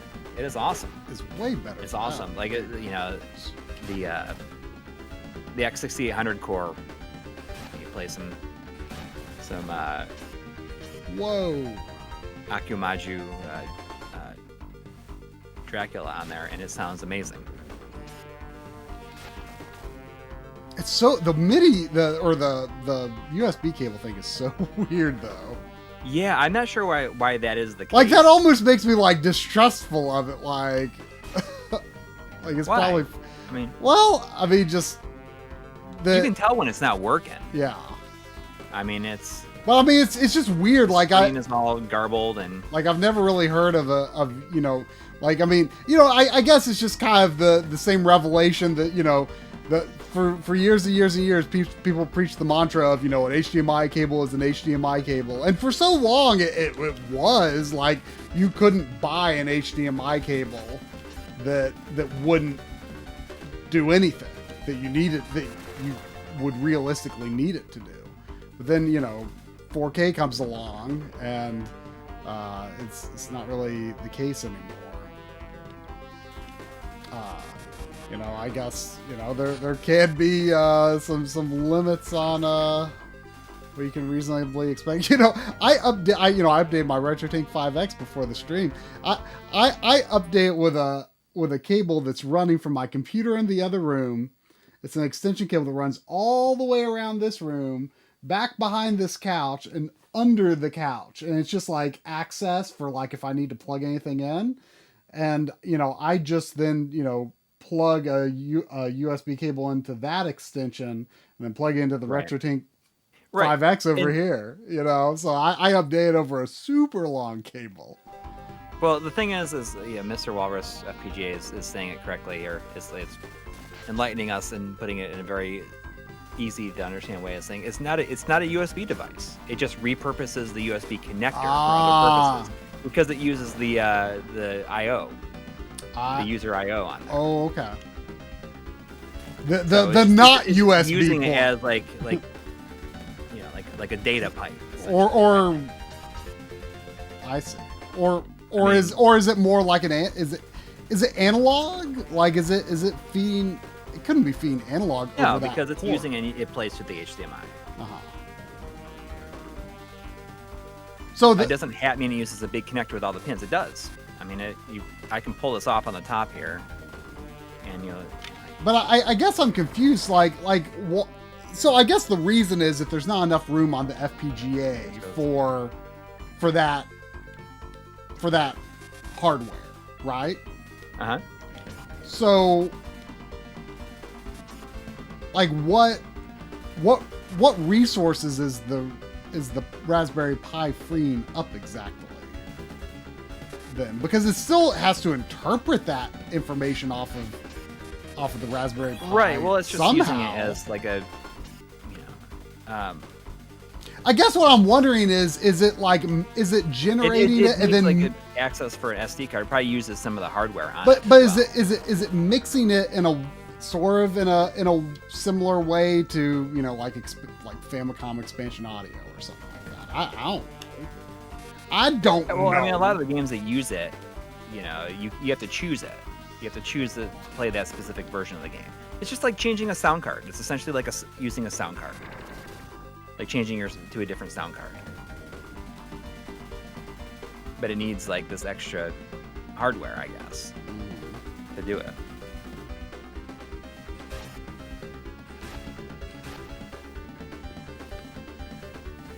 I'm not sure if you can use the analog audio output on it, though. I bet you could. Ow. I don't want to die. Oh, I'm going to die. I don't want to die. I died. I bet it's serious. I own 3 real MT32s, but for everyone else you're trying to understand. Yeah, I mean... Oh, and there was health right there. I mean, is it... I don't know. I've never heard like a real one, so I can't tell you for sure if it's like... I sort of heard a perfect representation of it. Ooh, is this like perfect emulation of it, or what? Boss? It's cool.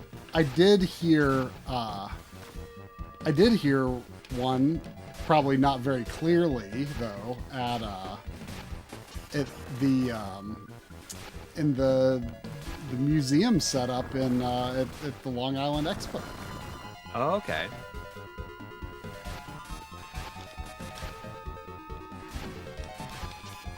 But apparently you can even use this thing like on PC, like for emulation and stuff too.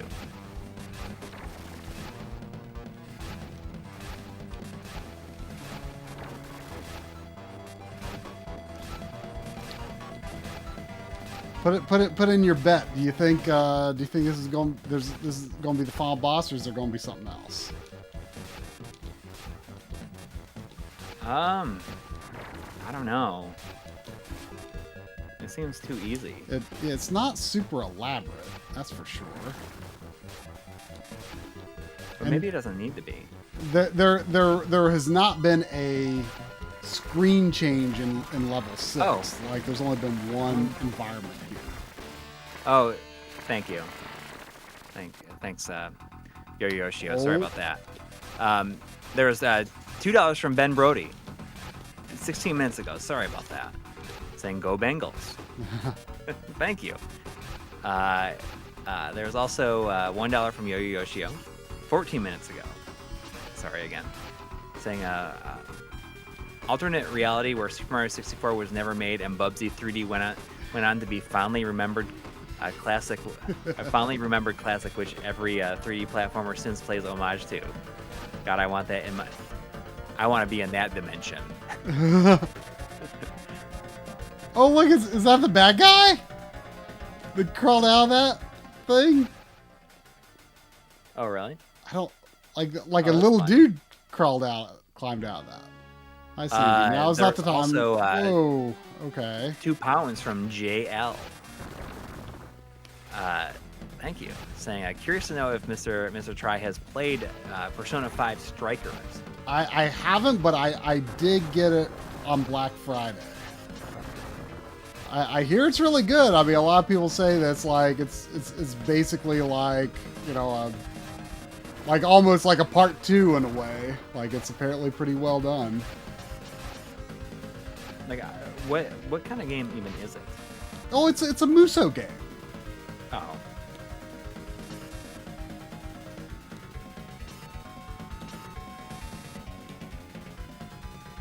How do I get rid of that shield thing? Seems problematic.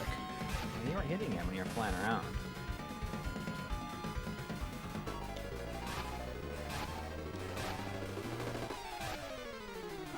The MT32 Pi does MT32 near perfectly. Is there any way to use snap? There's like look at those like at the same time? little particle effects that come off of them. Like that's like kind of an unusual effect. Like there's little like green and yellow dots. Right? It's kind of a neat. It's it's a demon. Like I was not expecting it to be like a demon. It's like a demon robot. Oh, I'm almost dead. Am I okay?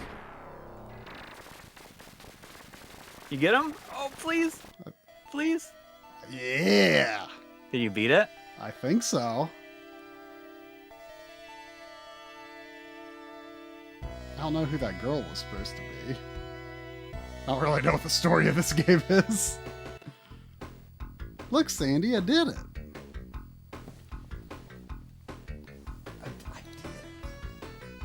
Oh, I saw the unsupported signal there for a second. Well, oh, really?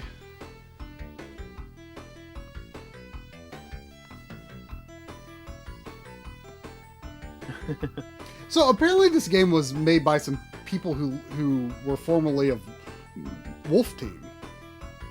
Oh, well, it's certainly a lot better looking and sounding than a lot of Wolf Team games.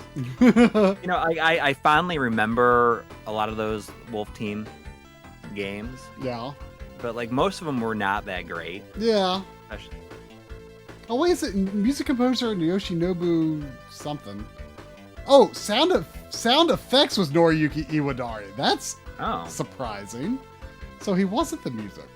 I just saw that name come up in the. I don't think it necessarily said what he did. I just saw that name come up in the. They had like pre-title credits. I just was like, oh, I guess he did the music.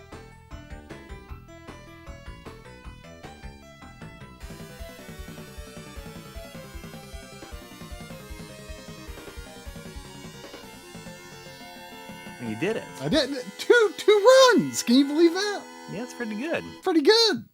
It's just, you know, it's one of those games that, and I think this is probably something that a lot of people lose sight of these days, where games you just constantly propelling you forward. This was definitely a game where you needed to kind of go forward a little bit, do some damage, back up. Mm-hmm. Mm-hmm. You know, you can't just fly straight ahead all the time. Yeah. Yeah. It's definitely a game where you want to take your time where you can, for sure. Right.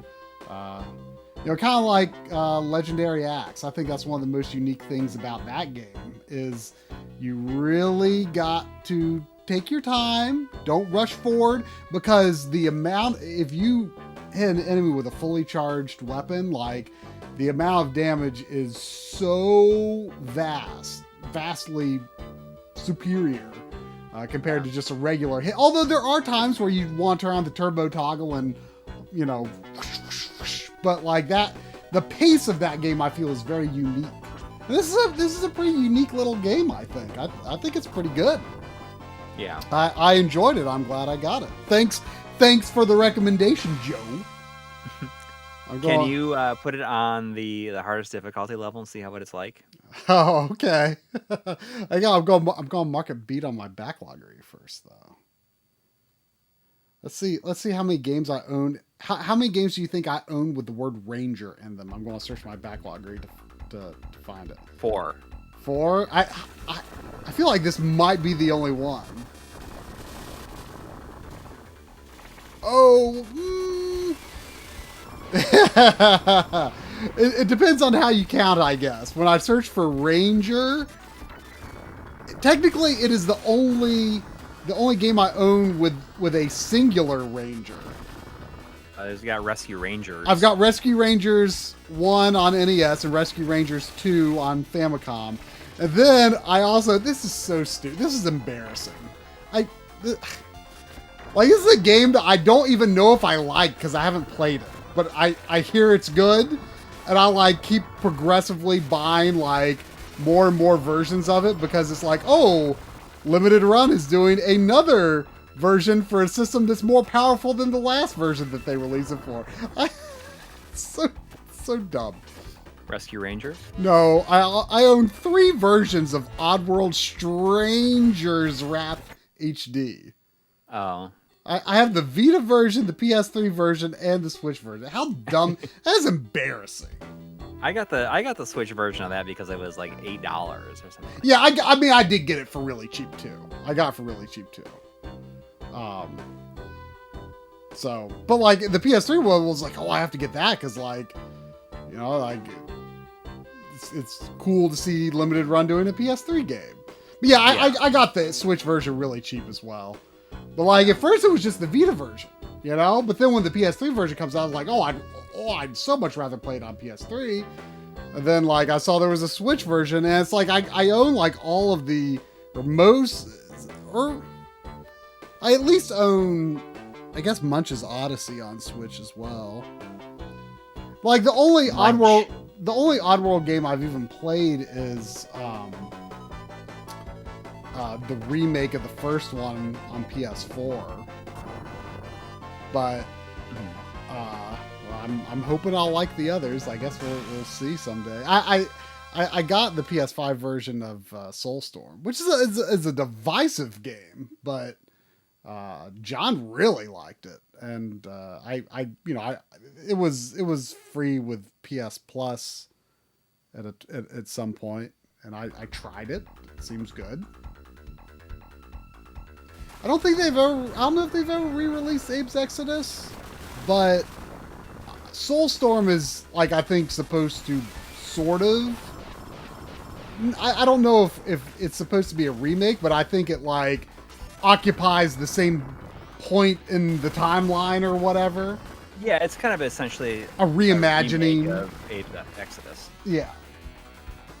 I want to, if anybody has not signed up to do this, I would like to. Everyone should check out tomorrow that the Video Game History Foundation is going to be doing a live. Oh, that's tomorrow. Fireside chat, virtual reunion with Gail Tilden and Howard Phillips, and many more of the original staff of Nintendo Power. Oh, more, huh? That's such. Yeah. You know, what time tomorrow. is it? It's like, what time is it tomorrow? Is it in the evening? I probably won't be able to. It's 5:00 Pacific. So I'm not going to be able to watch it because of the backloggery stream. Oh, right. Yes, it's tomorrow to do it. I Yeah. can. Hang on a second. Let me grab the other sheet that I have here. But yeah, I think that's going to be really interesting because I think it was, oh no, it was probably in 2020 sometime. I saw this interview, a video on YouTube. I don't, maybe you can just find on YouTube by searching for Gail Tilden. But you know, she was with Nintendo before they launched the NES, and someone released it. It was just a you know, a webcam interview, but it was really interesting because I'd never really heard someone speak about early Nintendo of America and the actual like process of like launching the NES. Like I'd never really heard anyone actually talk about that before, like from someone who lived it, who worked it. And, you know, she was talking about, you know, the, you know, when they were, you know, bringing some of the first units to sell in New York City. And I think that's where, I think it was in that interview where she said that the reason that they had the black box artwork was like based on like game sprites was because they felt that part of the reason that the console market crashed was because Atari games have this like obscenely beautiful artwork. Like Atari box art is unbelievable. It's so good. I would like, I mean, it's just something you'd want to hang on your wall. Is there a coffee table book of that? I feel like there might be. I'd love a coffee table book of Atari box art. It's incredible. Oh, there is. Oh, yeah. Like Joe Lepatino or something like that. It's a whole book of just that. But anyway, she said that like, you know, there was this real disconnect between like what the box looked like and what the game actually was. And so their approach for NES was, at first at least, you know, for launch, was they wanted a very honest view of what the game was on the box so that people weren't disappointed when they got home and saw what it was like, you know? Right.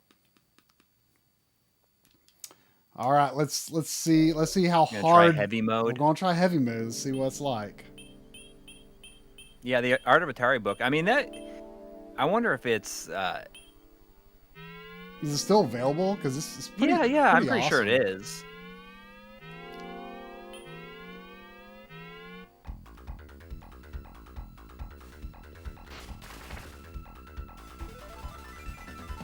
Yeah, the normal difficulty was a very reasonable level of difficulty. Nothing too crazy. Mm-hmm. Very manageable. But it's going to be a cool little deal, I think. Man, it's just I unique, wish. I don't think that any of these people have been together and like just talked in this way, you know, ever like since. You know? Is it going to be is it going to be staff archived in some way? Is it on Twitch? Yeah, there's gonna be audience Q&A plus guests. Where is it? And announcements to come. I mean, I'm pretty sure that it will be available after. I did not see they did a Monkey Island one as well. Oh, that's like a long time, like a while back. And I did not see that. So, okay, so the stream will be archived and be available to view later on with your tickets. Okay. Well, that's good. Tickets are $20 to. I'm not sure if it'll be like if you just want to watch the archive of it after, if it'll be like a different price or what. I don't know. But it's just such a cool idea that I would definitely like. I'm excited about it, and that's even coming from someone who was like not reading Nintendo Power. I mean, you must have read it. Or at any time, honestly. I mean, did you not really read it? Because I thought you said you basically read like every game magazine. Every game magazine I could buy at the grocery store. Oh, could you not buy Nintendo Power? Just No. Was it subscription only? I'm pretty sure that it was like maybe KB Toys would have it sometimes. Yeah, because I'm sure that it was. I'm pretty positive that it was never sold at like grocery stores or anything like that. It was just, as far as I knew, it was mail order only. Yeah, because well, I had the Rescue Rangers Nintendo Power. Remember, you found a copy of that at the Missouri Game Con. Yeah. The Rescue Rangers one. And I bought it because I used to have it. I have no idea what happened to it, but, you know, I used to have it. It was, you know, I don't remember if the story was in that, you know, Christmas Memories video, but, you know, I mean, I've said many times, Rescue Rangers was the first game I've ever beaten, and I couldn't figure out how to beat the first boss because I thought that the ball was like part of the boss. Like I didn't understand that it was an object you could pick up. And of course, every boss in the game uses that red ball gimmick, where that's all you do is you pick up the red ball and throw it at the boss. And I couldn't figure out how to do it. And so, like, I understood it then when I read it in Nintendo Power. I don't remember if it like covers the whole game or not, because I don't think I like necessarily used it like for the last level, which, you know, that last level can actually be pretty tough. Like, I mean, I don't always succeed on the last level in Rescue Rangers. Like, there's like some of those, the last enemies before you get to Fat Cat can be pretty hard to get by if you don't have full health. But anyway, yeah, I got that at KB. I remember distinctly getting that at KB in the mall. Well, Kevin Nunes is saying it was a subscription only for the first 10 years or so. Okay.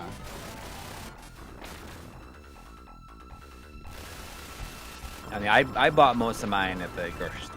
I mean, that was the reason I went to the grocery store.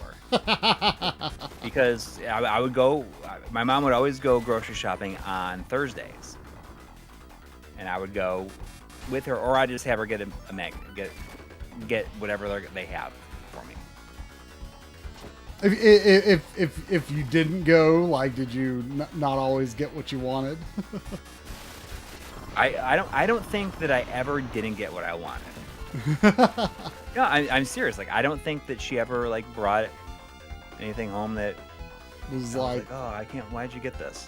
Did I miss a donation? Is that where you got? I did miss a donation from Yo-Yo Yoshio. I'll get to that in just a second. What were we gonna say? Is that where you got the Worlds of Power books? Was the grocery store? No.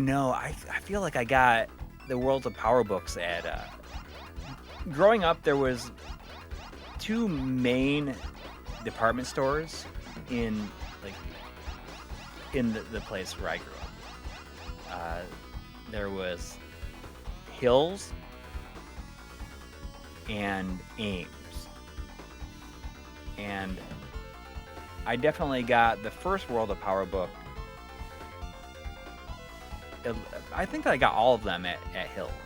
I think I got my Nintendo Choose Your Own Adventure books. I think I got them at Kroger. Or, oh, really? Yeah, back when I lived in Ohio, you know. I think I got them at Kroger. Could be wrong, but I think so. Anyway, donation. Yeah, well, I was saying Michael's Workshop knows about Hills. Hills is where I won the Star Fox Super Weekend. There was $2 from Yo-Yo Yoshio 13 minutes ago. Sorry about that again. Saying, when was the first time you saw or had a 16:9 CRT? My mom had one since 1994. We definitely have never been rich, but I hear many people never saw a 16:9 CRT until late.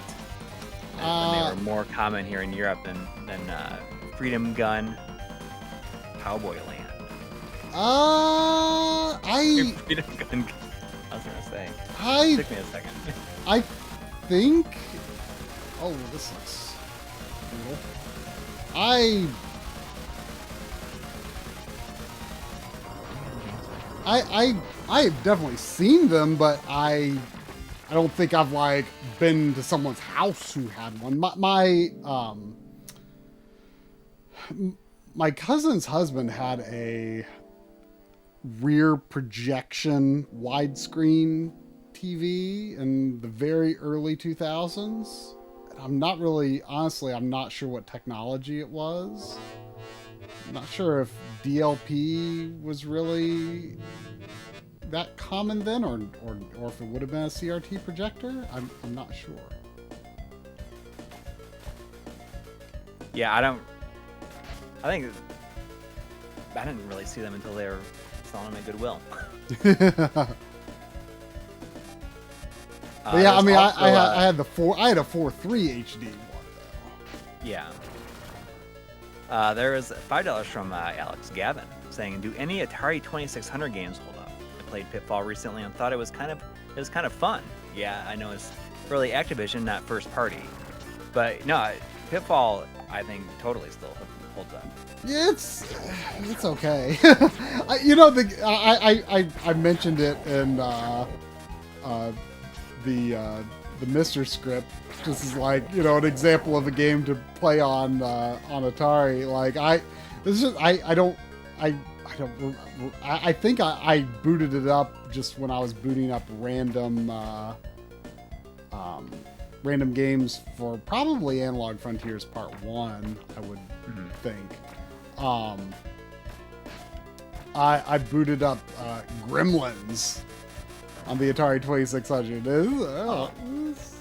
As far as Atari games go, it seems kind of fun. Like it makes me think of like a Game & Watch game. Like you're going back and forth catching mogwais, and like trying to prevent them from like getting hamburgers. Maybe prevent them from eating after midnight, I guess. I don't know.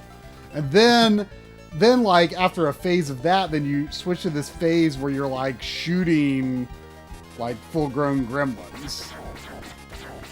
And then you go back to the mogwais, except they're faster. Oh no, it's kind of fun. I see that Vanessa says, "I remember Ames. Anyone remember Montgomery Ward?"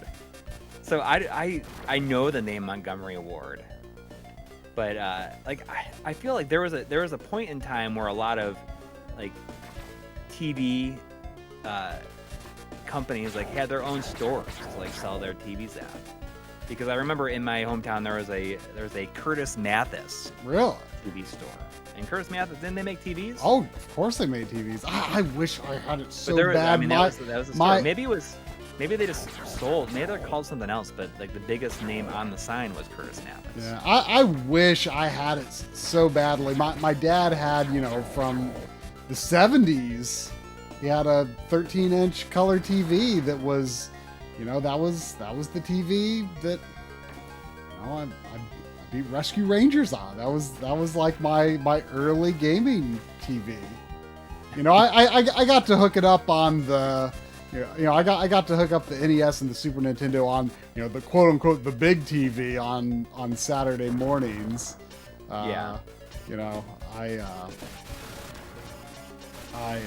Geez, these little like worm things that fly around this level are annoying. So it's funny because Chris from Classic Gaming Quarterly was talking about like in his new video, he was talking about renting games, and I don't know, he's talking about Blockbuster or something like that, about how people like had this nostalgia for Blockbuster. Mm-hmm.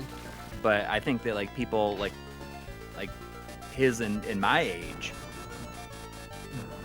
Blockbuster didn't come until like way later. Mm-hmm. And we'd rent our games from like independent video stores. But also something that he mentioned, and I had totally forgotten this was even a thing, was like renting games from the grocery store. Yeah, that I almost never rented from Blockbuster.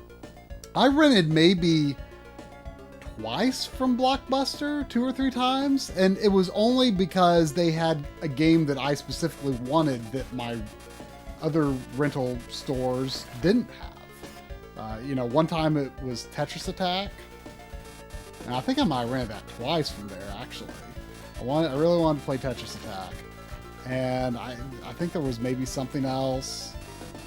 Can't remember what it was, but yeah, like it was my only choice. But like I went to Video Show Place. That was I think a somewhat local chain. Yeah. When I lived in Delaware, I only knew of like 2 of them. There was also one called was it in Western New York? We had Video Factory. There was a really small rental store. It was like you know like Micro Center, right? Yeah. Like Micro Center is my new favorite place. I know. Like, what? I said I know. you know that it's my favorite place? Well, you talked about it, yeah. Yeah. I mean, it was called something like that though. It wasn't Micro Center that we know it today, but it was called something like that. It was like Micro Center, and they had rentals, and they had like some import games. Like I remember seeing Yoshi's Story. Like you could buy it, I think, like an import copy of Yoshi's Story before it came out, and I was like, oh, because that was like, I didn't know it was going to be a bad game. I was so excited for it. And I was like, oh, I wish I could play it. But anyway, like I rented Mario RPG from there. I think it was called Micro Center. It was something like that. And it was just a really small place, and I think it was just games. It was just game rentals, and you could buy some games. It was a really small place. But anyway, like, yeah, like basically if I couldn't get what I wanted at those places, I a couple of times went to Blockbuster. But when I lived in Ohio, in Tennessee, I definitely rented games from the grocery store. Probably Kroger. But yeah. It was, I did not rent heavily at that time. My heavy renting days were like 95 to maybe like 98. Yeah. I see, like, somebody said, let me scroll up and see who it was so I don't misattribute it. GT Beakerman says Micro Center is the only decent computer retailer left in the U.S. in most of the U.S. And so I went to Micro Center for the first time just a few months ago. They're not very common. No. I think that there's not very many at all. And I've never been to one. It's next time you're here, like, we definitely got to go, because it's like stepping into a time warp. It's stepping into like an old computer store, but with new stuff. It's really, really cool. Just like it just feels like it's been the same for 20 years, 20, 30 years. And except for they just like have new stuff. Oh, and you go there and they have stock. The last Target. The first time I walked in there, I was like, I went to the one in Columbus, and we have one that's closer here. Microplay. I think that you're right. I think that's what it's Microplay. I think that's what that little rental store was called. John Botherton, yeah, the Sharonville store is the one that I go to, because it's like 25, 30 minutes for me. The first time I went there, though. Hold on, I think Sandy needs to go to the bathroom. You need to go pee? The first time I went there was just recently. It was. I had to drive up to Columbus to like shoot an interview for work, and like afterwards, I'm like, I'm gonna stop by Micro Center just because like I want to see what it's like. And man, I could just like spend the entire day in there. It's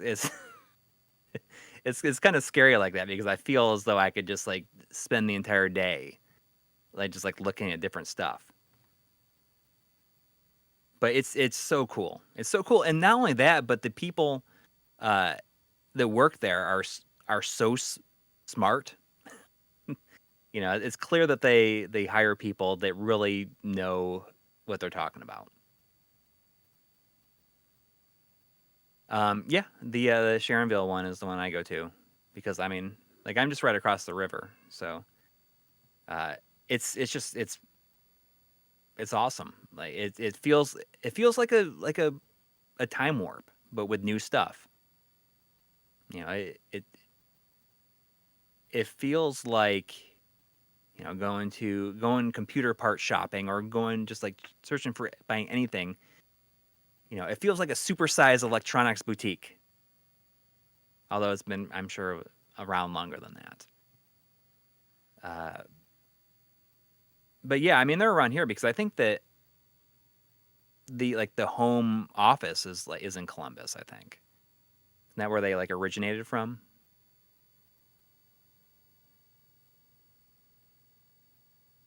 So yeah, it's like if Newegg had a retail store. But what's really cool is that if you just go on the website, they'll tell you what they have in stock there. So what I've been trying to do is like I've been trying to I want to get like a computer that I can use for just like playing games on and not use like my work computer. So what I've been trying to do is just get a computer that does not like that doesn't have a GPU in it because a lot of people we're just like buying these pre-built systems and then just taking the GPU out and then selling it. And I feel as though that might be the best. You can get like the best deal doing that at this point. I mean, I'm not sure how many people have experience doing that, but that doesn't really have anything to do with Micro Center because I went on Micro Center to see like, oh, I wonder if I could build a computer that does not have a GPU in it, because there's one specific one that I was looking at, and I tried to build it using their computer part builder, but it was like going to be way more expensive than it would be just to get it off of eBay.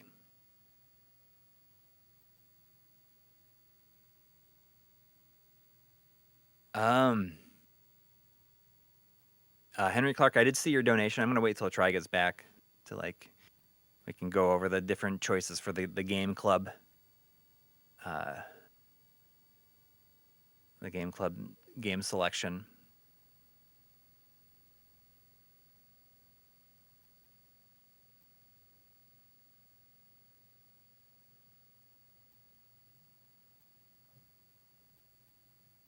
But I mean, I have my old computer over there that I've been kind of using as a.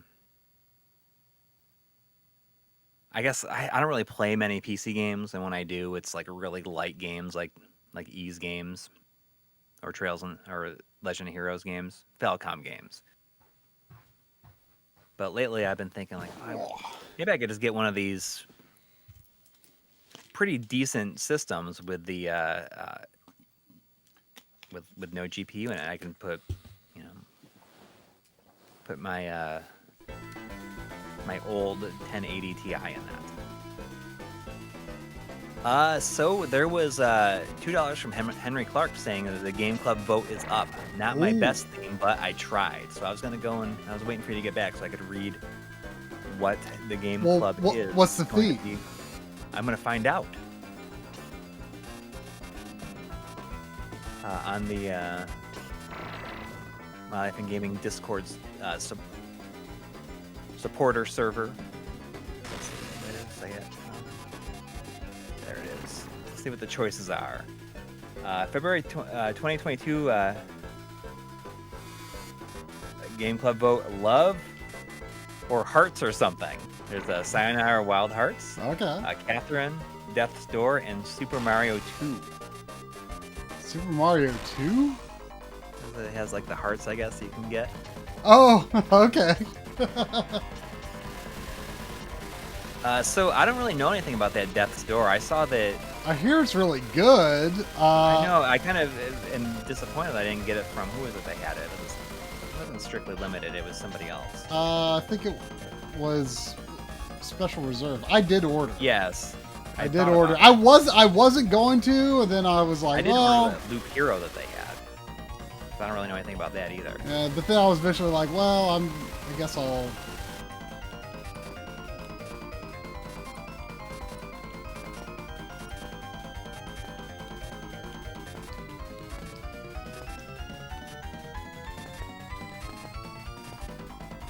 But yeah, that's what I was kind of thinking about doing. So there's one specific eBay seller that seems to sell like these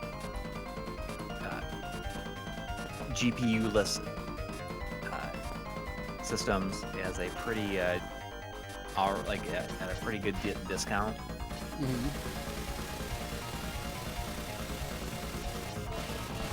Oh wow! That's like, wow. How did he die when he just like got all up on me? I don't know how that happened. Weird. There's a $5 from Zax 27171527. Wow, good job on that.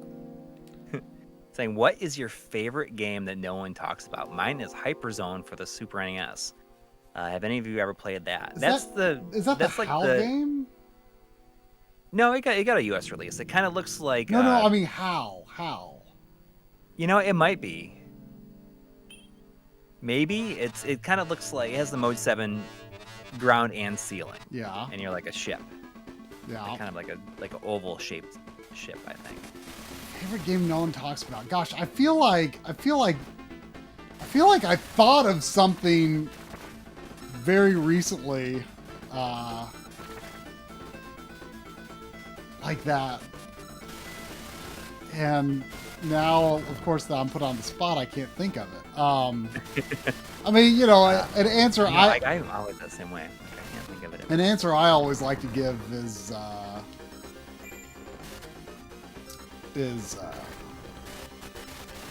Gauntlet Legends. Gauntlet Legends. No. I was looking at my backlog right now. That's the first one that came up. I always like to say, you know, Ninja Gaiden 3. You know, it. Yeah. No we one just talked about it last week. I know, like no one talks about how that is like secretly like one of the most sublimely designed games on the NES. But yeah. Oh, here's one. What about Avenging Spirit? Avenging Spirit. That's kind of expensive though these days. Oh, I mean, it was not too cheap when I got it for a pretty good deal. I think I got it for $60. It's a port of an arcade game, but the Game Boy version is really good. It's called Phantasm in Japan. That was actually how I even came to discover it, because me and Drum were playing just loading up some random ROMs sometime several years ago, and we saw Phantasm, which, you know, we're fans of the movie series Phantasm, and we're like, Phantasm on Game Boy, like that can't possibly be a Phantasm game that we didn't know about. And no, it's not, but it was even more amazing, and it's always one of the what games that people ask about. Whenever it appears in an episode, that's a great game, Phantasm on Game Boy. Yeah. Or not Phantasm, or Phantasm's Japanese. How about Blaster Master Blasting Again? Yeah, that game is great. Like, that is a top class PS1 action game, and no one knows it's good because you think 3D Blaster Master, that's got to be terrible, and then and it was released new for $9.99. And it came out after I don't know if it was a budget game in Japan though. It may have not been. And it came out after the PS2 was out. No one cared. It's actually really good. It's like really good. It's like exactly what I would want from Blaster Master in 3D. It is legitimately good. Like the on-foot gameplay is a little bit more problematic. It's not ideal. It's not ideal. It's not perfect. But the tank stuff is amazing. It is great. How about let's see, I'm just looking at different games, and I have to do like a major cleanup of my backlog. Like, I've not updated it in months.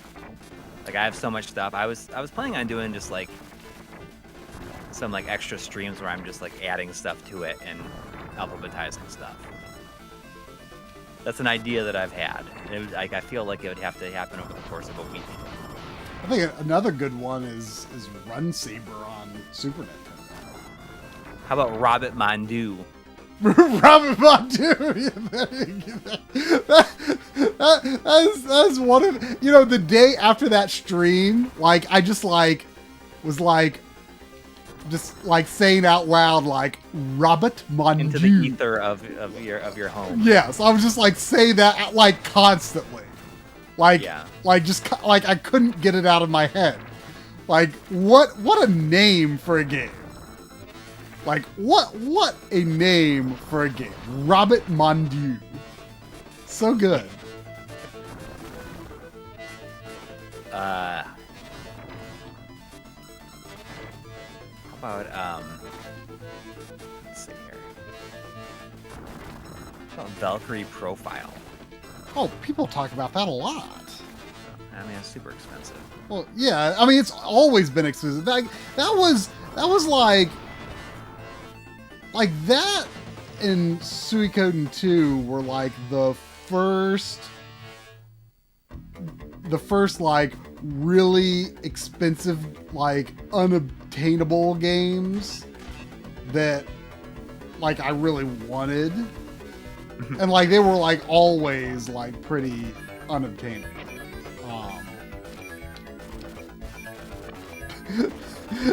I think I've told this story before.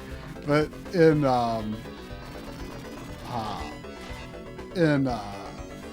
college, my senior year in college, I took a mythology class, and one of like the big projects we had to do was like, just share some examples of mythology used in, popular culture. Mm-hmm. And of course, I did all video games. And there was someone else in the class who did all video games as well. We had to actually do a presentation. And one of his games was Valkyrie Profile, and he actually had like some video clips to show. And he's like, the characters just have so much personality. I just love how much personality they have in the game. Which, at the time for PS1, like it was probably fine. But like, I just remember watching it and thinking it's just like the most generic, just like calling out my anime, battle attack name and stuff like that. It was just like nothing like particularly outstanding about the presentation. The voice presentation there at all. I still have not really played Valkyrie Profile. I did finally get the Japanese version not long ago. I used to have the PSP version, and it was like not expensive for a long time, and I wish I got like I was playing it like right when I got when I started my job, and it was just like there was just too much going on, I think, to really enjoy a game like that, especially because it's a pretty obtuse game. Like even the instruction manual like didn't really help me that much. Like combat is weird because like each character has like their own button, but like the timing that you like press the button and send out each character like has an impact on like the combos that you do, and it was just like I was not in the right frame of mind to understand a game like that. It was so depressing too. Like I was not in the right frame of mind for it, and I've always wanted to try it again. I do have Valkyrie Profile 2, which in some ways I'm kind of more interested by, even though I think it's like the less popular one. But something about Tri-Ace on PS2, like they really pushed the PS2 in some interesting ways. Man, this is hard to break through this thing's bubbles. I think some enemies like might send out more like projectiles or something on heavy mode, I believe it's called. It would be nice. Have you used up all your continues yet? I've only used one, I think. Which What if you beat it? You can call it complete. that would be very unexpected. I think I've only, well, no, I probably used to continue in the previous, in level 3 somewhere. I think I did. What about other? I'm just randomly clicking through stuff here.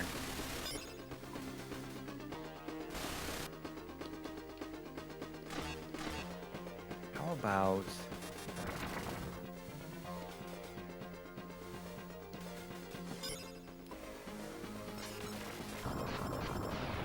How about the Monkey King? The Legend Begins on the Wii. You were like going to do a video on that game one time. On like the Cloudmaster Monkey King games.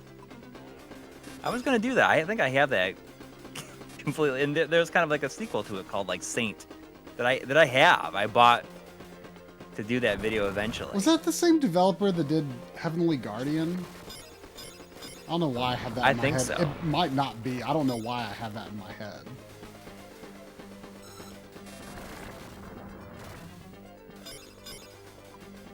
I almost streamed Heavenly Zero saying next RPG I play will be Vagrant Story. Oh. You know, it's definitely a game I've heard a lot of people say that you got to really read up on how to play it properly. I tried Vagrant Story back in the day. I luckily got it like when it was still pretty cheap. It's the only game that I bought disc only, and I don't know why I accepted that. Like, cause that's too bad. Like I guess I had 2 copies of it at one point. Well, I mean, but I'm talking like back in Delaware. Like, I mean, this was a long time ago. Like, it was still a new game, and I think I wanted it, you know, because it was a SquareSoft game. I had heard good things, and it was still pretty new. I don't think it was. I mean, it was still PS1 days, or maybe PS2 days, but I think it was still PS1 days. And I just assumed they would have, it, a new copy, and they didn't. They just had a used copy that was disc only, and you bought it. Like, it's the one time I've ever done that. Did you even like flinch at it? I flinched for sure. I was just like, ugh. But, you threw up in your mouth a little bit. I was just like, but I want it if this is all they got. I like the reflection of the city on that. Yeah, I pointed that out windows. On the previous attempt. Yeah, well, Vagrant Story it is, I guess you could say, a medieval Metal Gear game, but it's like getting your character like properly set up and playing it properly, I guess, is very difficult. But I used to have this one page bookmark that explained how to do everything in it. I definitely don't have that anymore, because that was probably 15 years ago. But when we were at that Galloping Ghost swap meet, yes, I bought it off of a guy who was a viewer of the show, in fact. Mm-hmm. Man, is there like there used to be these, like, on the previous difficulty there were these like little pods. Hold up without thrusting. That's what Hattori Hanzo. Huh? I feel like Hattori Hanzo always has like the killer techniques for every game. Hold up without thrusting? You gotta hold up without thrusting. I mean you gotta thrust to some point. Where you got, but like on the normal difficulty, there was these like little pods periodically that I could recharge on. But then there's this like super long stretch at the top. Anyway, what were we talking about? Oh yeah, Vagrant Story. Like, so I got it, and like I didn't understand it. But then I got I sold it, and that's the one time I ever bought a CD only game. And but I did at that Galloping Ghost swap meet. I did get I did get it again. It didn't have the demo disc, but it was like, I don't know, $20, $25. Yeah, but I think it's pretty expensive. There was a greatest now. hits version of it, you know, Oh, which really? I think is kind of crazy. I did not know that even existed until that was the version I bought originally. Not I bought it when it came out, and then I got rid of it, and then I ended up buying it years later. And there's the greatest hits version that was, you know, it's in a single disc case.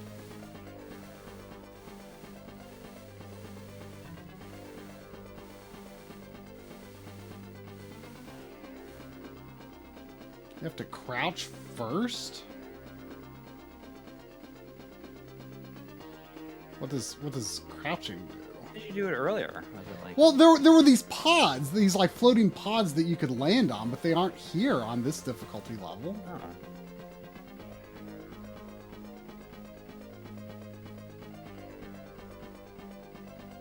But I I don't. think he's saying float in the air and wait for a recharge. Like right there, you can start going up, I guess, a little bit. Huh? I don't know. But like, you really need some momentum, and then like. There's $2 from Potbelly Punch who says Dino Crisis also got greatest hits. Really rare. Oh yeah. I have heard that that's one of the instances where greatest hits is actually rarer than, you know, Black Label.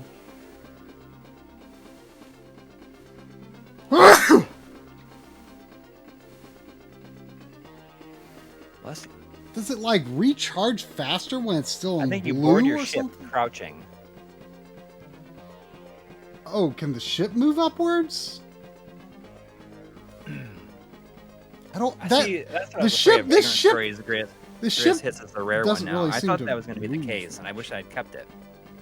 Like this ship doesn't. Like, I can't move this one. Like, this one doesn't come with me. Like, it follows me horizontally, but.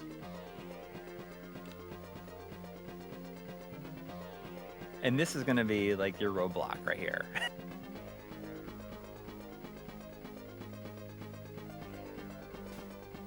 Oh, there's a weapon hidden in one of the windows. That's interesting.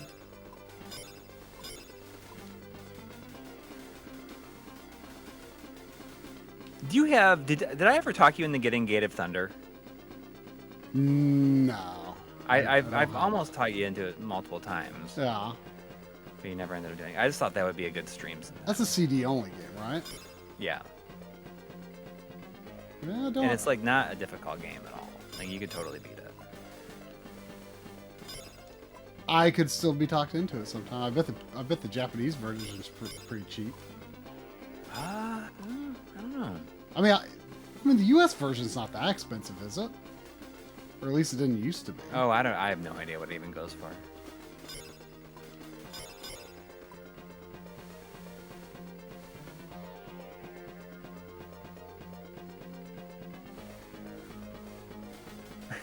Everyone's talking about greatest hits.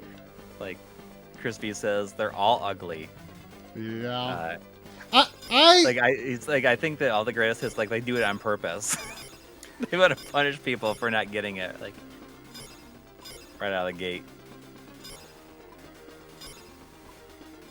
Yeah, but yeah, I mean, a lot of times greatest hits versions would have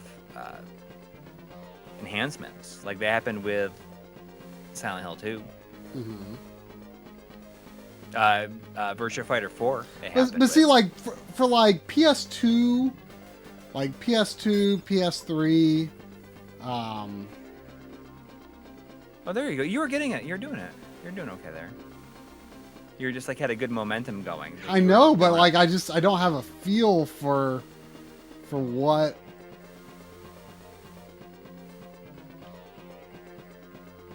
But I don't mind the red on PS2. That's okay. And I kind of like the red cases for the PS3 greatest hits. Like I don't know why, I just kind of do.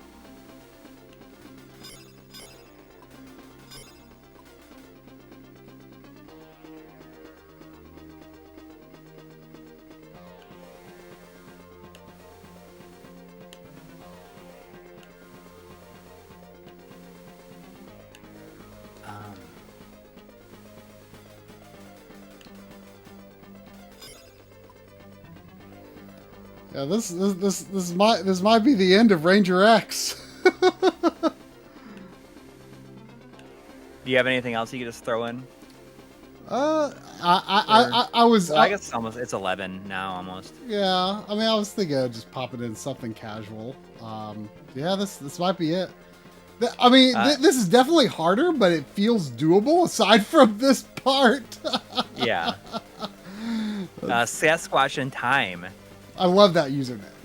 Yeah, we were talking about it like after the end of the stream last week. Yeah, because you said see y'all in the forest. So I was like, it's funny because he's a Sasquatch. Sasquatch in Time. It says that Gate of Thunder disc only version. Try's choice is $129. Oof. Oof. Oof. PC Engine's surely not an expensive one, though, I bet. I'm going to... I want you to put in a game you've never played. Well, that's what I was going to do. You know what? The theme for the week. I didn't get a chance to play a game that I never played before today. I never. So you're gonna have to make it up for me. I actually didn't mark Ranger X beat. I'm fixing that right now, even though I was all ready to do it. All right. What I'm going to do is I'm going to look on my backloggery history, and the most recent game that I've added that I can play on the console set up here, that I haven't played and isn't an RPG, I'm going to pop it. All right? Okay. Pop it in. I'm going to pop it in. Let's see. What's it going to be? It's going to be Soul Calibur Legends on the Wii. I don't have Soul Calibur Legends on the Wii. I have it. I got it for $3 from Goodwill sealed. I'm pretty positive I don't have it. I've definitely thought about it many times. Golden Jupiter Studios is saying what's asking what our thoughts are on the GTA Definitive Edition, and I mean, did they release the physical copies? I thought they were like holding them back because they wanted to fix it. Did they fix it? Like, I mean, I have almost no thoughts on the GTA Definitive Edition. Just that it's kind of like, well, I heard it was like not very good. I almost skipped over this thinking I can't play it, but I can. I want to see what surprise us. Yeah, I'm going to surprise you. Oh. I'm going to surprise you. Okay.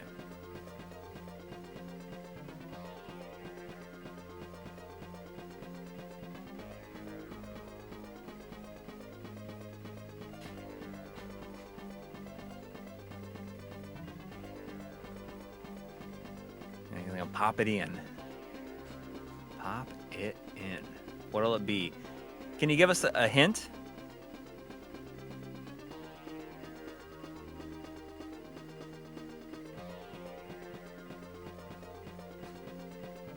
Is it going to be, hopefully it's Britney's Dance Beat.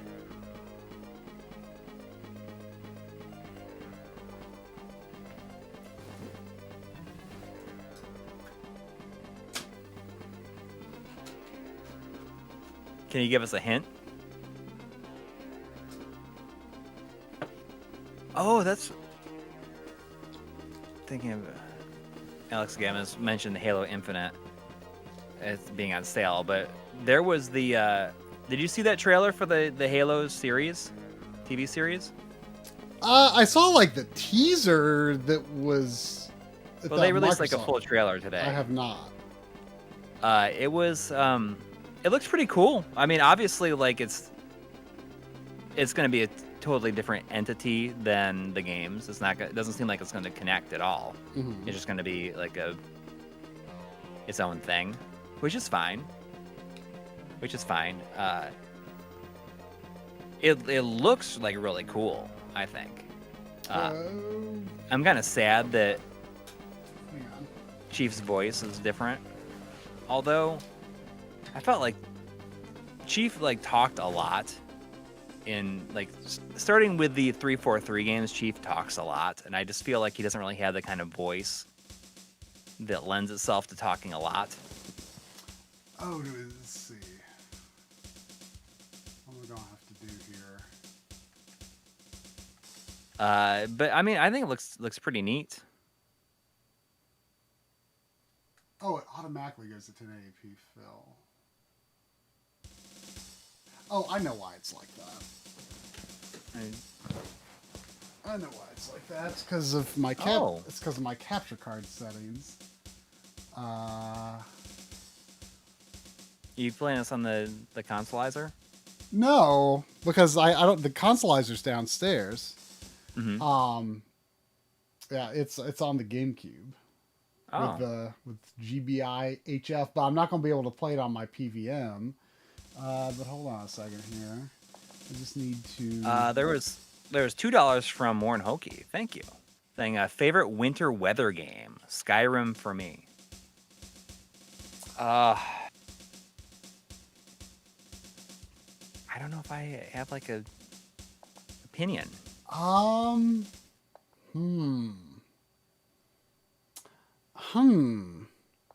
You know, a game that I really like that I think is underrated is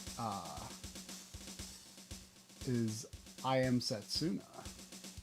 Which is, you know, very, very much. I mean, you know, it's definitely a game that I think of when I think of a game that is like almost entirely in wintry sorts of environments. Okay, now I'm going to change. Hopefully that looks okay enough. Because I'm going to have to switch away from. Because now I'm going to switch to the. Oh no, shoot. My plan is foiled.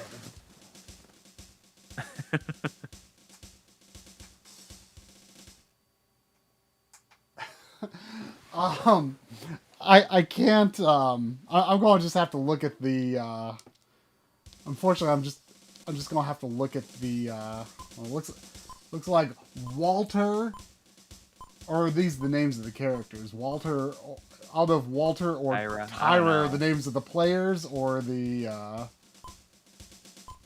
or the characters. I'm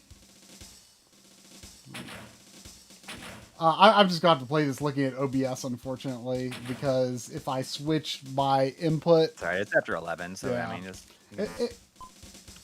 If I switch the input to... I won't be able to hear you. Yeah. Okay, so these are the names of the characters. So these are new characters to Metal Slug. They aren't the old standbys. Not the one that was ported to... is not Metal Slug XX, right? No. That's DS, right? This is just Metal Slug Advance. As far as I know, this is just its own unique game. That looks a lot like Metal Slug 3 right there. Yeah. I'd be surprised if it's very similar. Oh, so it's kind of like... kind of mission-based like the other portable games. Yeah. That's cool. Yeah,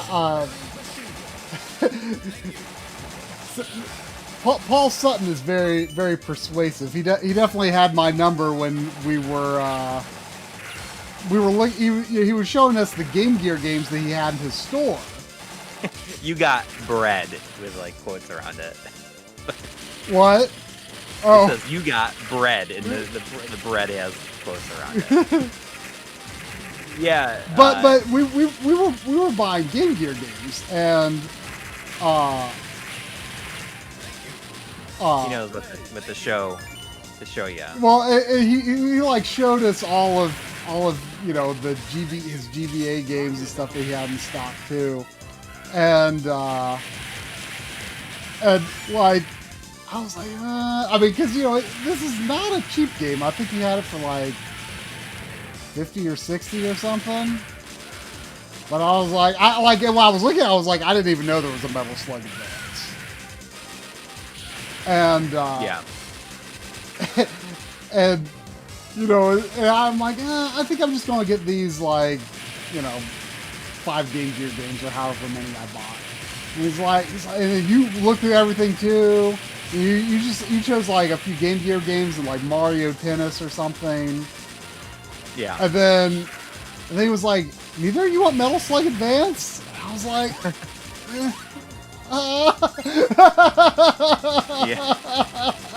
Like, I might as well, I guess. Like he knew one of us should have wanted this. Yeah. And I was like, I did want Yeah. it. I did want it. Like I even looked up a video of it. You Like got banana. before he even mentioned it, I'm like, oh, Metal Slug Advance. I looked it up. I'm like, oh, it looks good, but I don't know. It's $60. But yeah, he suckered me into it. I was really, I kind of caught the portable bug after doing the pocket episode. Mm-hmm. And I've definitely bought some stuff. I'm always on the lookout for stuff, but it seems like the stuff I really want is gotten really expensive. Mm-hmm. Well, I really want to get Iridian 2. I have that. The second one? I don't have the first. Really? Yeah. Dang. It was like $20 to $30. Like, you know what? I think I bought that. I bought that around the time I was working on the GameCube. The GameCube HDMI follow-up video, which was like what, 2018, I think. Yeah, December 2018. I mean, that's because that's going to be in the marathon video I'm going to release tomorrow. Yeah, I remember getting it then because I got it at I don't think it's there anymore, but there was at a time a Video Game World location in Mooresville, I think it is. And that was like a decent like halfway point meeting place for me and Matt Lisi when he was right. He was loaning me the prototype component cable. And I bought it either when I was picking that up from him or when I was giving it back, because we met there once to hand it off and once to give it back.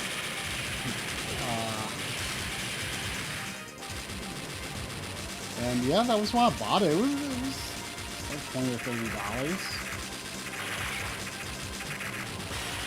$30. How much is it now? Oh, I don't know. I feel like it's got to be like close to 100 at this point. But the soundtrack in it is just so good. I mean, I've never looking game. I've never really paid attention to the soundtrack. I mean, I've only like. Oh, I've used the soundtrack a bunch. Oh, I've only just tinkered around with the game, really. But it's the graphics I pay attention to because it's such a unique looking game. I mean, that's the main reason I got it. Is it's just so interesting looking. Don't forget your bomb. I don't know what button does them. Must be R or You L. got 20 of them. Bet it's the shoulder button. Oh, mission fail. Where would it start me? Just after? Okay, it starts me with the boss. Okay, yeah. You know, I wonder what L does. I was thinking L might be like a hold your heading, but it doesn't seem to be.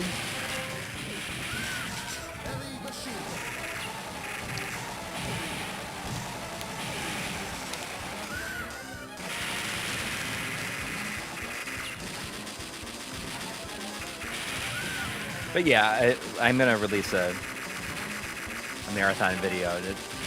People are. It's just to keep something on the channel while we are doing this. This is gonna take a little 2 hour plus Mr. video. The last marathon video didn't do good. I think that's because I screwed it up. You screwed up the releasing. Yeah. You had to take it down and then put it back up because an entire episode was overscaled. Yeah. I didn't scale down the 4K.